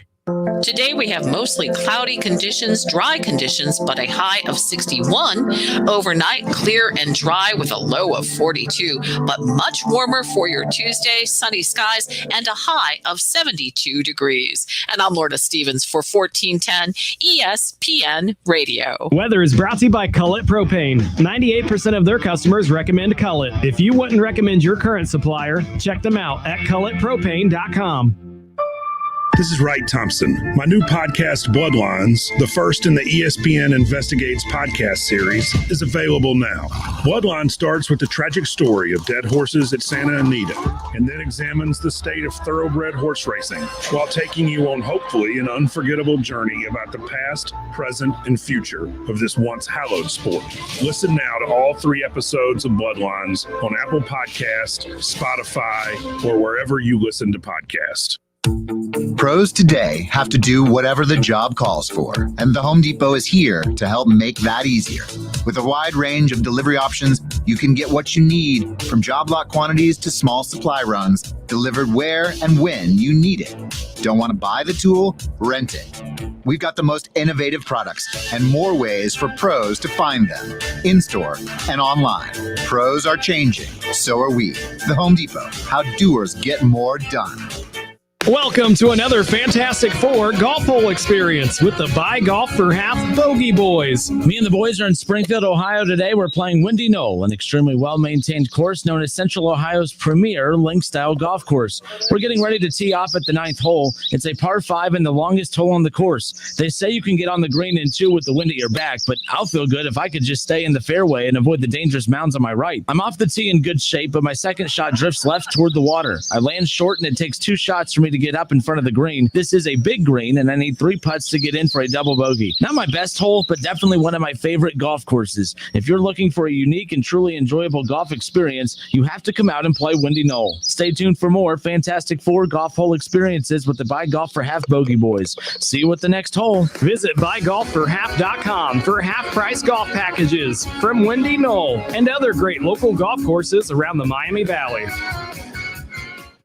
Looking for fall flavor that really brings the heat? Enjoy a home-style meal with a kick at Lee's Famous Recipe Chicken, thanks to our Spicy Jumbo Dippers combo for only $6.49. Dip into your spicy side with a big helping of our Spicy Jumbo Dippers, an individual side, a fluffy biscuit, and a regular drink, all at a great price. It's the easy way to fire up your taste buds. Get a home-style meal made easy with our Spicy Jumbo Dippers combo for only $6.49. Only at Lee's, famous for chicken.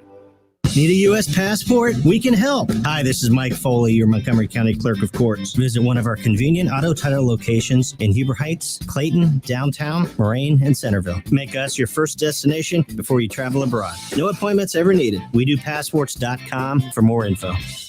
OHMB 803342, NMLS 304138. At 3rd Street Financial, we help people with home loans. If you're not financially responsible, we can't help you. If you're wealthy with good credit, we are ready to help you 7 days a week. If you're somewhere in the middle and having issues trying to finance an Ohio, Kentucky, Indiana, or Florida property, you need to call Forrest Ferris immediately at 513-320-5911. We're 3rd Street Financial, and Forrest Ferris specializes in home loans for responsible people who might have had a financial setback. We close home loans banks cannot or will not approve. Our clients might have bruised credit, been through a divorce, are buying a home for sale by owner, or be dealing with probate or estates. Call Forrest now for a free estimate. 513-320-5911. That's 513-320-5911. Offer valid for purchase or refinancing of property located in Ohio, Kentucky, Indiana, or Florida only. Limitations and restrictions apply. Welcome to Pipestone Golf Club with a 4-star rating from Golf Digest and recognized as the best course to play. Pipestone is a favorite in the Miami Valley. The Arthur Hills design masterpiece is carved into the sweeping foothills and ancient oaks of southwestern Ohio. The course provides a quality challenge to golfers of all levels, and everyone is welcome. Be sure to call for a tee time, then bring your friends and play America's greatest game on a golf course that truly sets itself apart. Pipestone, a great golf experience. Ohio, wake up to what our state lawmakers are doing. The majority focuses on the former speaker's alleged bribery, virtually ignoring how COVID-19 impacts our jobs, health, schools, and business, even cutting funds for schools and healthcare while keeping tax breaks for millionaires. We can do better. I'm a problem solver who will fight for working families. My name is Erin Rosiello, candidate for Ohio State House District 62, and I approve this message. Paid for by Aaron Rosiello, at your service. Liberty Mutual Insurance Company presents. And Doug. Limu, I love how we're always looking out for each other. Kind of like how Liberty Mutual looks out for you by customizing your home insurance. So you only pay for what you need. Limu, why didn't you tell me about the uncovered manhole? I was literally just telling you. Limu, I had no idea you could swim. Liberty, liberty, liberty, liberty. Only pay for what you need at libertymutual.com.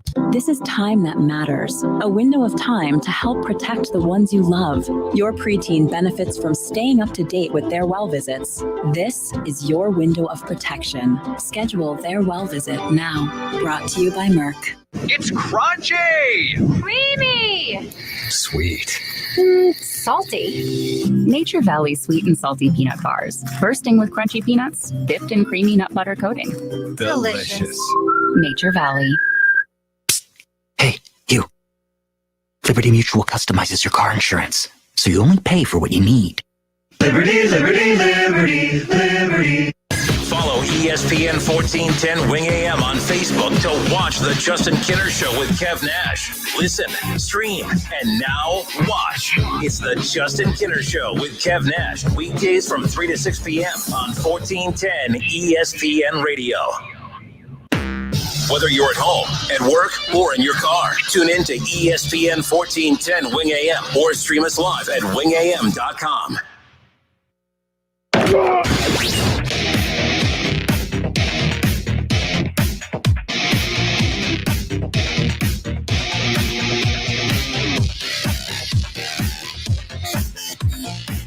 He's a former Buckeyes great and now a college football Hall of Famer. And don't forget about his 13 years of NFL experience playing for the Eagles, Dolphins, Jets, and the New England Patriots. Watch for the great block by Keith Flyers on Pepper Johnson. Bam! Right there. Flyers just nailed it. He's Dayton's own Keith Byers. It's the Keith Byers Show, presented by Lee's Famous Recipe Chicken on Dayton's home of the Ohio State Buckeyes, 1410 ESPN Radio. Welcome back. You listen to the Keith Byers Radio Show. Phone number to call if you have any questions, comments, or concerns is 937-457-9464. Or you can hit me on Twitter, also KAB41, or you just go live on Facebook and you can see my I got a voice for radio, but a face for television. So you can see all that right also. But hey, I got one of my good friends, a good buddy of mine, former Cleveland Brown. I won't even talk about what college you get to. I'll let him say that. Man. I'll let him say I was that. about to hang up. With that damn Ohio State commercial and promo and all this. I'm like, what is he doing? I made sure they played that just because, you guys, you don't know, he went to that school up north. Y'all know the directions how to get there. North till you smell it and west till you step in it. That's where he went to. But I got Leroy Horde, Rose Bowl MVP, Cleveland Brown, Minnesota Viking, great golfer, good friend. But we're going to talk about the Browns, Leroy. What do you want to talk about? This is the best offensive game I've seen out of the Browns in some years. I said offensive games. You know it is. They have the most weapons that they've had in a very long time.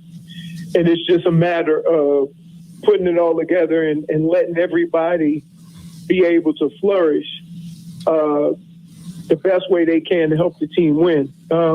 Sometimes when you get a quarterback that has some success, you feel that the quarterback has to win the game for you. And so the first couple of weeks, you know, it's almost like they trying to, okay, let's do this with Baker. Let's do this with Baker. Let's do this with Baker. And I'm like, hold on, man. You got the best running tandem in the league. Yes. And Nick Chubb and Kareem Hunt. Okay? Why aren't you setting the tone with them? And then let Baker flourish. Because with an 8-man box, he's got an open field to throw the football. They started doing that. Leroy, you seem to be echoing what I said before the season started for the Cleveland Browns. They have to get an identity, and their identity should be the running game. You know, run. Why wouldn't you? You just had a running back run for 1,600 yards. Why wouldn't you? It's not like we trying to guess or hope or wish that they can have a running game. They have a running game, one of the best running games in the league. So guess what? You know, look, let's not be surprised about this or shocked. How did Tennessee get to the AFC Championship game last year? Exactly. Okay. They rode Derrick Henry almost to the Super Bowl. Right. And guess who got the big-time contract? The quarterback. Yeah, that's okay. Teddy Hill. That's okay. Like, win the games the way you win the games. And that's you right on point with that. Get your identity. And everybody's identity is not going to be the quarterback. Everybody's not going to be Patrick Mahomes or Aaron Rodgers, or everybody's not going to... Or Russell Wilson. Russell just wins the game. I mean, this is the second week in a row Baker Mayfield hasn't thrown for 200 yards. And guess what? Nobody's complaining because they're winning. Right. Winning. They scored, 40. Now, I'm going to go out on a limb. I've been around football long enough. I'm going to go out on a limb and say, I don't know too many teams who had a quarterback a team score 49 points and a quarterback who played the whole game only throw for 165. Yeah, I think you win a lot of money on that bet. Yeah. You'd win, yes. Because usually the quarterback's thrown for 300 plus with those kind of numbers. Right. You could be Dak. You could be Dak Prescott through 500. Team got thumped. And got whipped. That's for the analytic guys. Victory. Right. You know, that's what that is for, you know. And also when I'm talking about getting identity, that comes from leadership and just telling guys you have to accept your role to be successful. You know, I thought Odell Beckham played his best game as a Cleveland Brown ever. And that's, I don't even care he had 3 touchdowns, but it wasn't like they were forcing him the ball to make sure he's happy. You know, he had 5 catches for 180 yards. I mean, 5 catches for 81 yards, 2 touchdowns, 2 carries for 73 yards, plus a 50-yard touchdown. Hey, you can make an impact without us having to always, you know, just always in the first half, and we want to throw the ball to Odell twice. Don't worry about that. Just be a part of moving the chains and let's win the game. Right. Here's what I said about the Browns the last couple of years. It almost looked like in the first half, we're going to force feed Jarvis. And then in the second half, we're going to force feed Odell. Right? They didn't have like a offense that created offense and whoever was open got open. Right? Right. Now you added players like Njoku, I think he's still banged up. You have players like Nick Chubb, Kareem Hunt, right? You can't play that style of football because you have far too many weapons to just cornhole yourself into one player or 2 players. And so it should be easier, and the Browns made it harder. But I'm going to say this, with no preseason and a new coach, I'm at least going to give Kevin Stefanski an opportunity to show that, hey, wait a minute, man, I know what's going on. Give me some minutes. We ain't had no preseason. I couldn't try all this stuff out on another team. I got to do it on the run. And so it seems as if, though, each week they have progressed in the offense, progressed to that. Now they're doing a whole lot of different things that, again, they playmakers to football. Well, you know, you sound, because I've always been an advocate for years saying the month of September is bad football in the NFL because they don't play preseason, and the first 4 games is, you know, you're trying to figure out who you are, and if you can play those first 4 games and be 3-1 or 2-2 or even 4-0, hey, you're ahead of the curve. And if you're 1-3 or 0-4 or 1, you know, it's not the end of the world. You know, just don't panic. And the Browns are off to that 3-1 start, their best start, you know, since 2001. I was going to say since you was there. But, you know, now you talk about it during all season, man, we got to start fast this year. Well, you started fast. And now the next thing is the next 4 games because you're going to be at the halfway point after the next 4 games. So the first 4 games are out of their history now. Now you're back to 0-0. Now can we go 3-1 again or 4-0? You know, at the worst 2-2. And you'll be, you know, in good position for the playoffs. Just keep improving. Just get better. I'll be interested to see because the Browns do have one of the easier schedules in the National Football League this year. We don't know that. We think. Not as of yet. Not as of yet. But because people are looking at the Browns saying, oh, that's a W, that's a W. Now the Browns are doing that. The three teams that they beat are on the bottom of the list as far as NFL teams. But I will say this.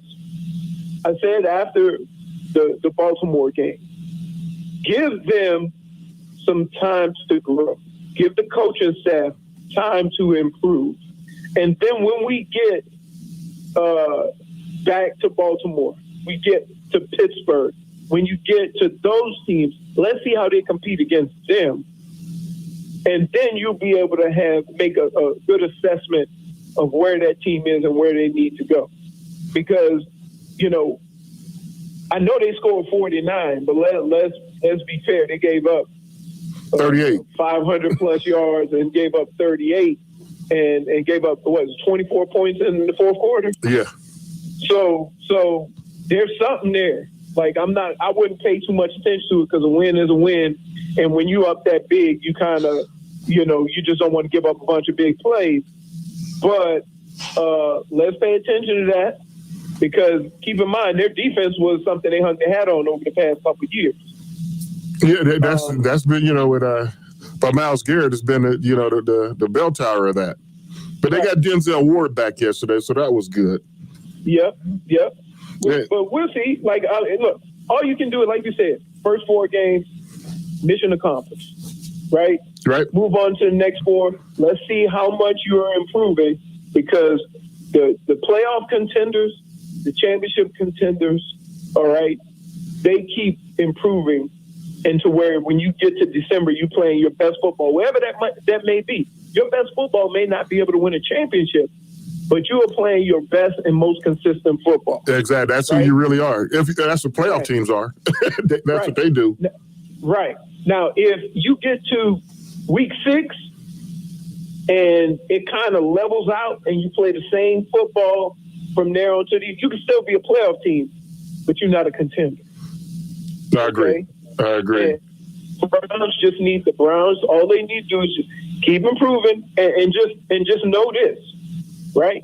As long as everybody's satisfied with the win and not their numbers, right? And as long as Baker Mayfield is like, I don't care. We scored 49 points. I don't care after 165.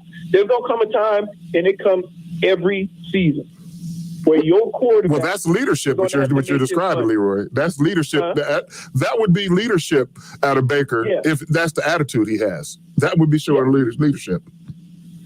I like the fact that this year, no talking. No talking. He's been business, all business. He put it on him. He said, look, man, I got to stop giving the ball to the other team. Now, he's had some help with the coaching staff, You know, they say, "Hey, man, he threw 20 picks last year." Well, that's their job. In these situations, right? That's their job. Stop putting him in these situations and have him throw it.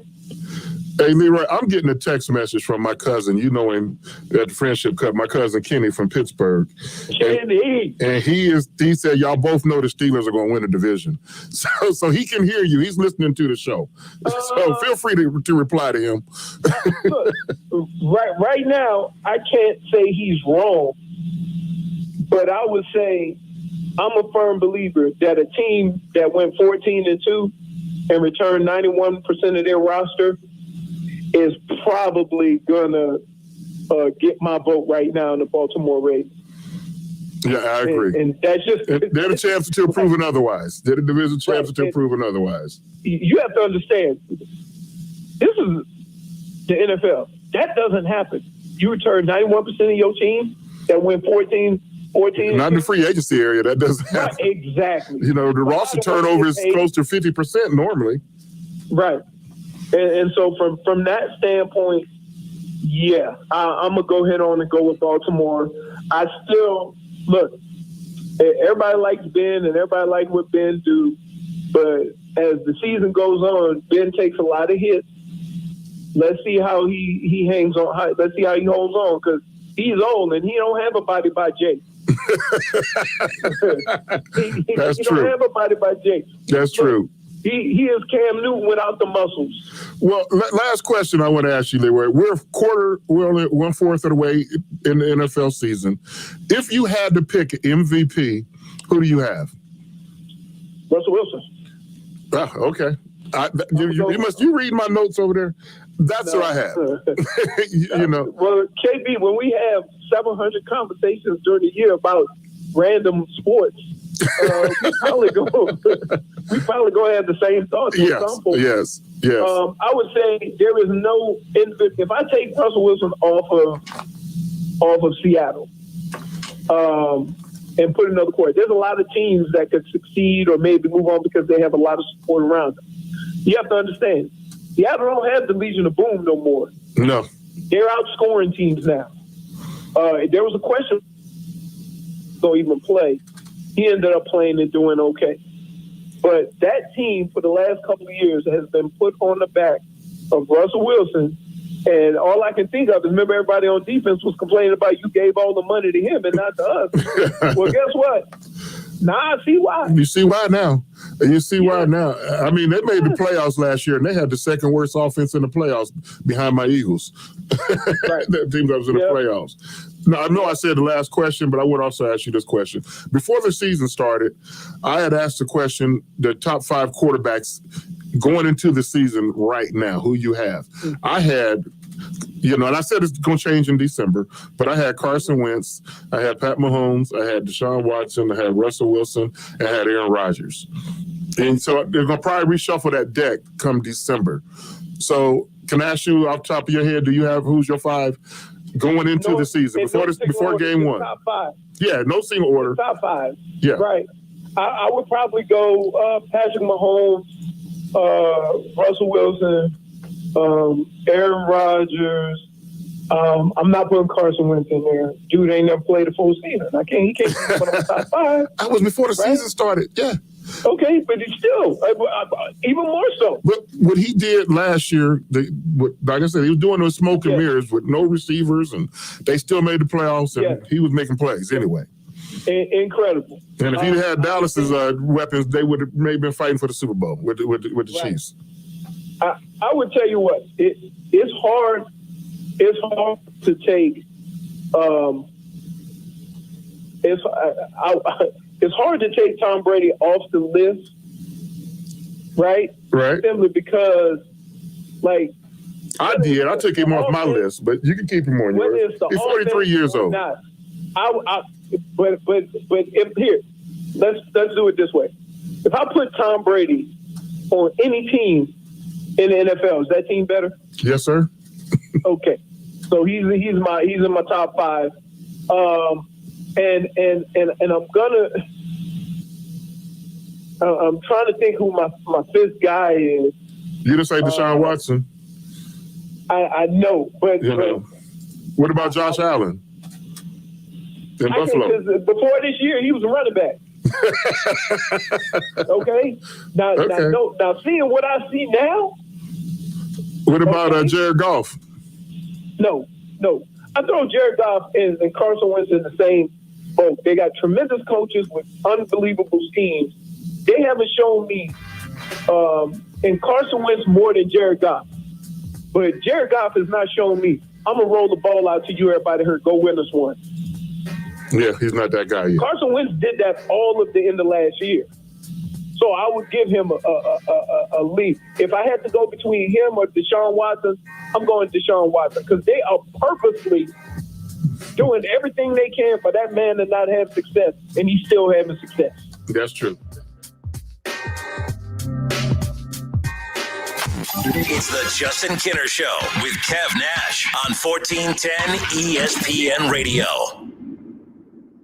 Making it easier for you to get the frickin' chicken. Remember Frickers.com. That puts you in touch with everything you crave. Frickin' chicken wings, burgers, ribs, salads, wraps, everything you crave. Should you crave an ice-cold domestic draft beer? Join us and dine in. We have a 48-ounce personal pitcher for only $6. Dine in, carry out, delivery, and now order online at Frickers.com. The home for fun, food, sports, and spirits is the home to order online at Frickers.com. Hey, it's Justin Kinner from the Justin Kinner Show, and I wanted to take some time to tell you about my great experiences with CertaPro Painters. That's right, my experiences, as in more than one. I have had CertaPro Painters complete quite a few painting projects for me over the years, and every time they knock it out of the park, whether it was the Ohio State-themed office with the Buckeye stripe wrapped around the room, or when they painted my entire house before move-in day, I could not believe that they knocked out our entire house in just one day. CertaPro Painters knows how to get the job done right, and most importantly, safely during these times. They deliver what they promise. They show up on time, they get the job done right, and on budget. Whether it is residential or commercial, interior or exterior, CertaPro Painters will take care of you from the first initial free estimate all the way up to the final brush of paint on your project. Each CertaPro Painters business is independently owned and operated. They are a local business that you can support. Schedule your free estimate online at CertaPro.com. That's Certa with a C. Welcome to another Fantastic Four golf hole experience with the Buy Golf for Half Bogey Boys. We're in Greenville, Ohio today playing beautiful Turtle Creek Golf Club. This course was recently rated the 4th best public golf course in the state of Ohio. I'm standing on the tee at the 5th hole. This par 4, well, it's considered the toughest hole on the front 9, and while I can definitely see why after looking around, there are trees all around you, and you have to reach an elevated fairway with your drive, or it's impossible to even see the green. Well, I find the rough off the tee and have to punch out with my next shot. My third shot gets me up the fairway in position to reach the green. Laying 3, I finally hit a good shot and land 6 feet from the hole and putt in. Listen, I'll take a bogey on this hole absolutely any day of the week. If you are looking for great golf courses to play around the Miami Valley, you have to go play this course. Get your pals together, book a tee time, and come out and play Turtle Creek. Stay tuned for more Fantastic Four golf hole experiences. See you at the next hole. Visit buygolfforhalf.com for half-price golf packages from Turtle Creek and other great local golf courses around the Miami Valley. David Brandon will make an excellent probate judge. He's honorable, he's honest. He's a diligent worker, competent, very thorough in his work. I think he will take the time to be conscientious and thoughtful about his decision making. It isn't just that he knows the law, though. It's that he cares and why that matters. David Brandon will work hard for the families of Montgomery County. David was there for me, and I feel like he'll be there for other families as well. He knows the right thing to do. I am David Brandon, and I approve this message. At Encova Insurance, we're committed to leaving a lasting impression in all communities we serve. We support local causes that mirror the values and interests of our associates, agents, and policyholders. We partner with organizations that are dedicated to improving lives. We are committed to building something greater than ourselves, encircling our communities with strength and support. We are Encova Insurance. Learn more at Encova.com. Are you involved with a school or charitable fundraiser that holds an auction, bid and buy booth, or a raffle to raise money? Many of the most popular items at auctions or booths are autographed sports memorabilia items. How can you get great items in your event? Call Adam Walter at Sports Investments. Sports Investments has a consignment program for fundraisers that has provided outstanding items. You select items that are proven sellers, including autographed pieces from Tiger Woods, LeBron James, Joey Votto, the Big Red Machine, the Bengals, the Browns, UC, XU, UK, NKU, Dayton, Louisville, Notre Dame, and Ohio State. Sports Investments consigns the items to your group at a highly discounted price. And when they sell, you keep the profit. You don't pay anything in advance. And if something doesn't sell, you simply return it. You'll enjoy the experience of dealing with the Walter family. Call them at 513-891-5000. Email Adam at sportsinvestments.com or visit them on Montgomery Road, right off I-275, just 40 minutes from WING.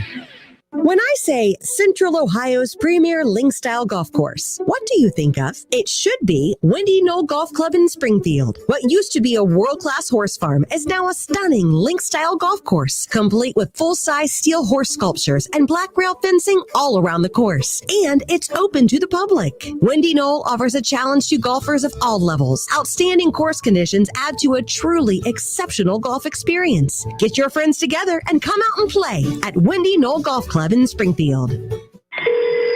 911, what's your emergency? There's a train that just hit a car. Sir, what is your location? Look around for a street sign, sir. It's 8th and Orchard. 8th and Orchard. Okay, very good. 8th and Orchard. Sir, help is on the way. Why would he do that? The train still doesn't stop. You have to get there now. At a railway crossing, even if the engineer sees you and hits the brakes, it can take a mile for the train to stop. And for you, that's too late. Stop. Trains can't. Paid for by NHTSA. You have to be up in 5 hours, 2 hours, 6 minutes. And when you hear, you realize that you haven't slept a wink. That's why there's ZzzQuil Pure Z's, a drug-free blend of botanicals with an optimal dose of melatonin, so you can fall asleep naturally with no next-day grogginess. It's available in both liquid and gummies, tastes great, and is non-habit forming. Pick up ZzzQuil Pure Z's from the sleep experts at Vicks ZzzQuil. ZzzQuil Pure Z's, naturally superior sleep. Available at retailers near you. School goes on. Staples has everything to start the year right, no matter where school happens. And all at amazing prices. School on, save on at Staples. Buckeye fans, the season is finally here. No, for real this time. ESPN 1410 Wing AM is Dayton's home of the Ohio State Buckeyes. Join us for the season opener on Saturday, October 24th, when Ohio State welcomes in Nebraska. Every tackle, every touchdown, and every Buckeyes win. Right here on 1410 ESPN Radio. Hey everybody, it's Stephen A. Smith, and everyone knows my feelings on Cowboys fans. But really, Justin Kenner, you're a Cowboys fan and a Browns fan? Good Lord have mercy. I don't know what the hell to do with y'all. I really don't. Back to the Justin Kenner Show with Kev Nash on 1410 ESPN Radio. All right, everybody, we are back. We have the Buckeye Roundtable coming up 6 o'clock. It'll be 6:02 on the dot when it'll start. So we're wrapping up here. Big news out of the NFL. We haven't had a lot of time to dive too much into it, but Bill O'Brien out. The Texans have fired their coach/GM, so there's going to be a lot, positions there. Look for Dorsey. Remember, former Browns general manager. Look for Dorsey to get involved over there. Wouldn't be. I mean, Dorsey started the Kansas City Chiefs initial dynasty built roster, and he's aggressive. He makes a lot of sense. I would like him in Houston. People keep talking about Bieniemy. I think this makes sense for Bieniemy. All I've said is before the dark horse team to look out for Bieniemy would be the Baltimore Ravens at the end. But again, Bieniemy's not going to become the coach of the Texans now. Right. And all I'm saying, but let me ask you, at the end of the year, Texans, Ravens, what's a better landing spot for Bieniemy? I think it's going to be the Texans because you think that Harbaugh is going to be out of there. Mm-hmm. I don't think that's going to happen. I don't know why they would keep moving with something that's not working. They go on to win a Super Bowl, then it's completely different as far as that's concerned. Super Bowl or bust with Kenner. It should be. It should be. Especially, I mean, you're talking about a quarterback that wins an MVP. You're trying to keep up with the Chiefs, and the Chiefs keep separating themselves. And this is why I wish we had more time. We're out of time. Folks, we'll do this again tomorrow. ESPN Radio's Jason Fitz, his regular Tuesday visit. Looking forward to that. But coming up, the Buckeye Roundtable. Don't go anywhere, Buckeye fans. We'll get into more college football talk on tomorrow's show. Head to wingam.com, click on the Watch ESPN Dayton, and be able to tune in live, of course, to previous episodes of the Justin Kinner Show with Kev Nash. Buckeye Roundtable, next. It's the Justin Kinner